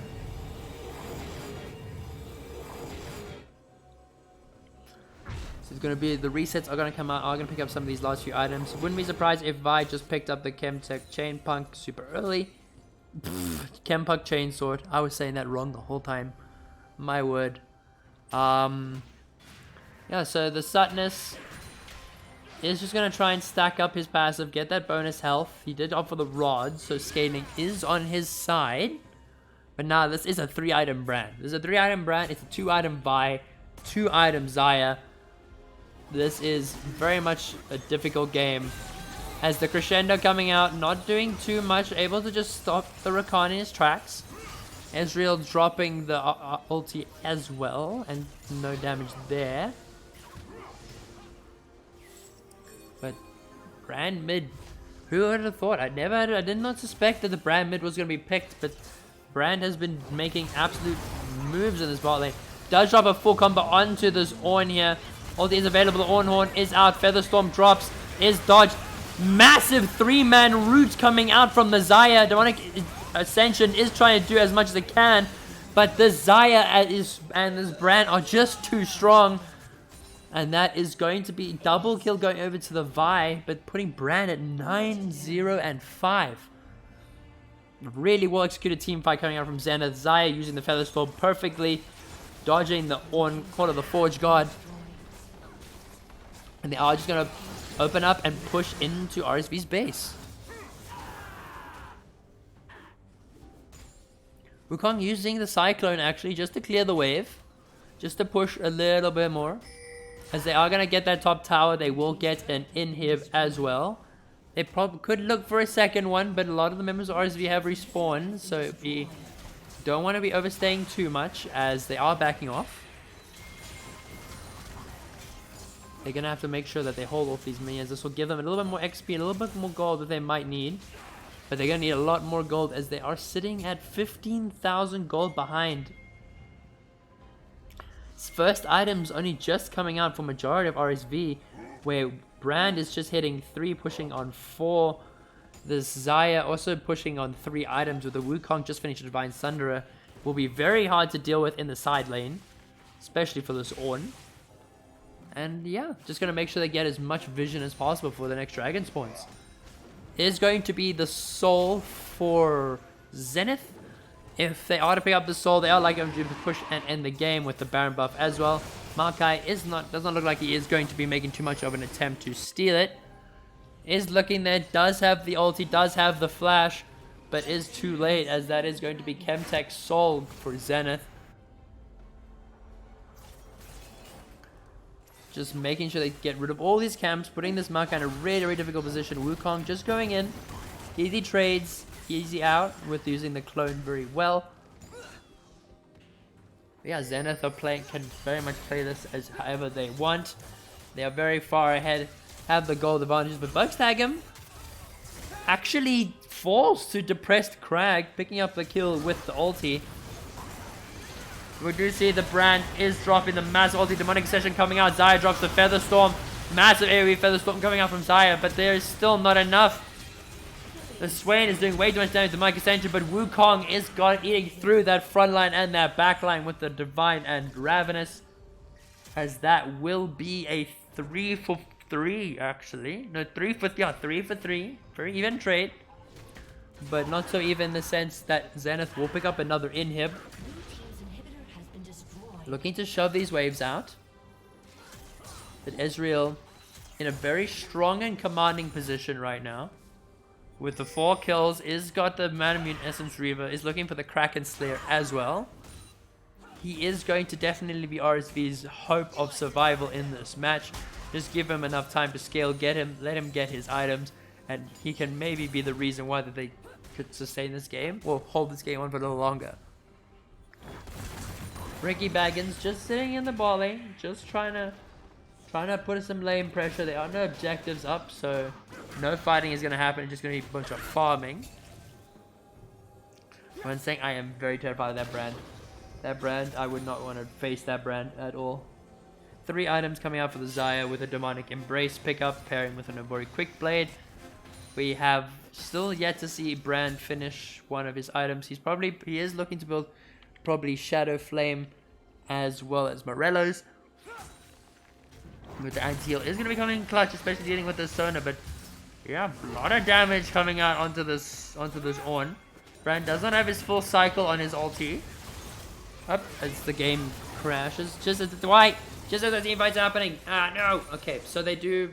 So the Ornn does fall to the Xayah and this Brand. They're just doing way too much damage. Brand does not have any magic resist to deal with Brand. It's going to be exceptionally hard for anyone to actually, well, for them to deal with the Brand. There's not an ounce of MR. No, they don't have any MR to deal with this Brand. This Brand is going to eat through this team very easily if he lands a full ulti combo. But they are just going to push for the tower. Not going to look to do anything aggressive. The Mark ulti does root 3. Nevermore also does a 3-man root.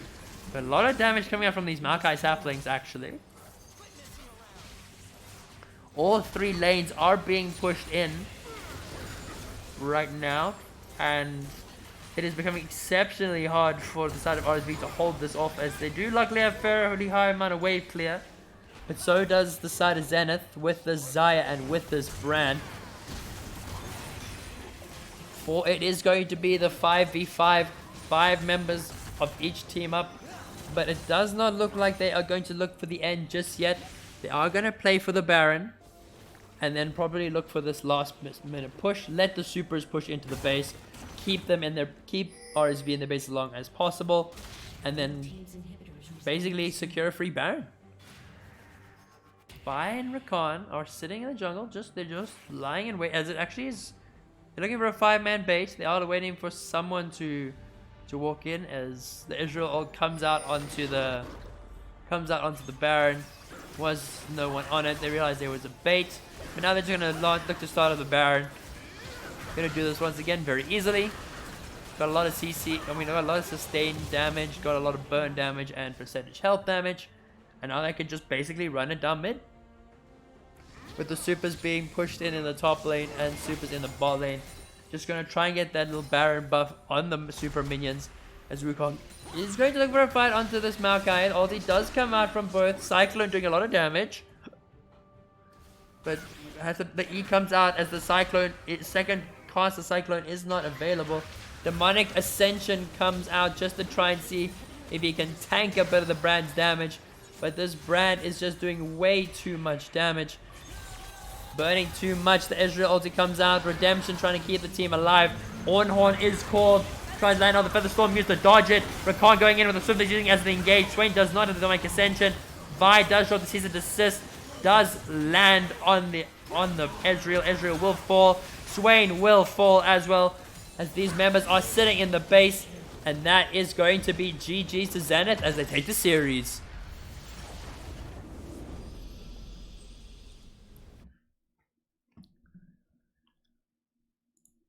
We got some absolutely riveting gameplay from these two teams. Massively good game from both as well. It was definitely a GG's with the absolute reverse sweep coming out from Zenith. Really well played. I just think they pulled the pants up and they made the plays, realized their mistakes, and took it from there. But GG's over to RSV as well, putting up a massively good fight in these last two games. Taking the first game, very much thought that there was going to be a defining series, but very glad to hear that, Strange. Very glad to hear that it was fun, that it was competitive, that it felt like there was a lot on the line. That's what we want to be seeing in this group. We want to be seeing it in this tournament as a whole. That South African esports is improving. And now one day we could probably go international, but definitely a very GG's to both teams. Very much glad that I was able to cast you guys. I had a buttload of fun casting all of you lads. So I hope to be casting all of you in the future. But yeah, keep in touch. I will drop my Discord to you, or get in contact with my mods, particularly Floppy Pancake, who can help get in touch. And I will be looking to cast some of your games as well if you would like, as I'm going to try and cover as many of these games as possible in the future. And they will all be going on YouTube, so if you do need to analyze a VOD, it'll be much more easier access, especially because I stream daily anyway. But yeah, that is going to be all for me here at the casting desk. My co-caster did have to unfortunately fall out, as he has the personal reasonings, and I don't blame him. So he'll hopefully join us for the next cast. But from me, to everyone who's supporting your boys, to all the guys that played tonight, very well played. And I hope to see all of you in the next one.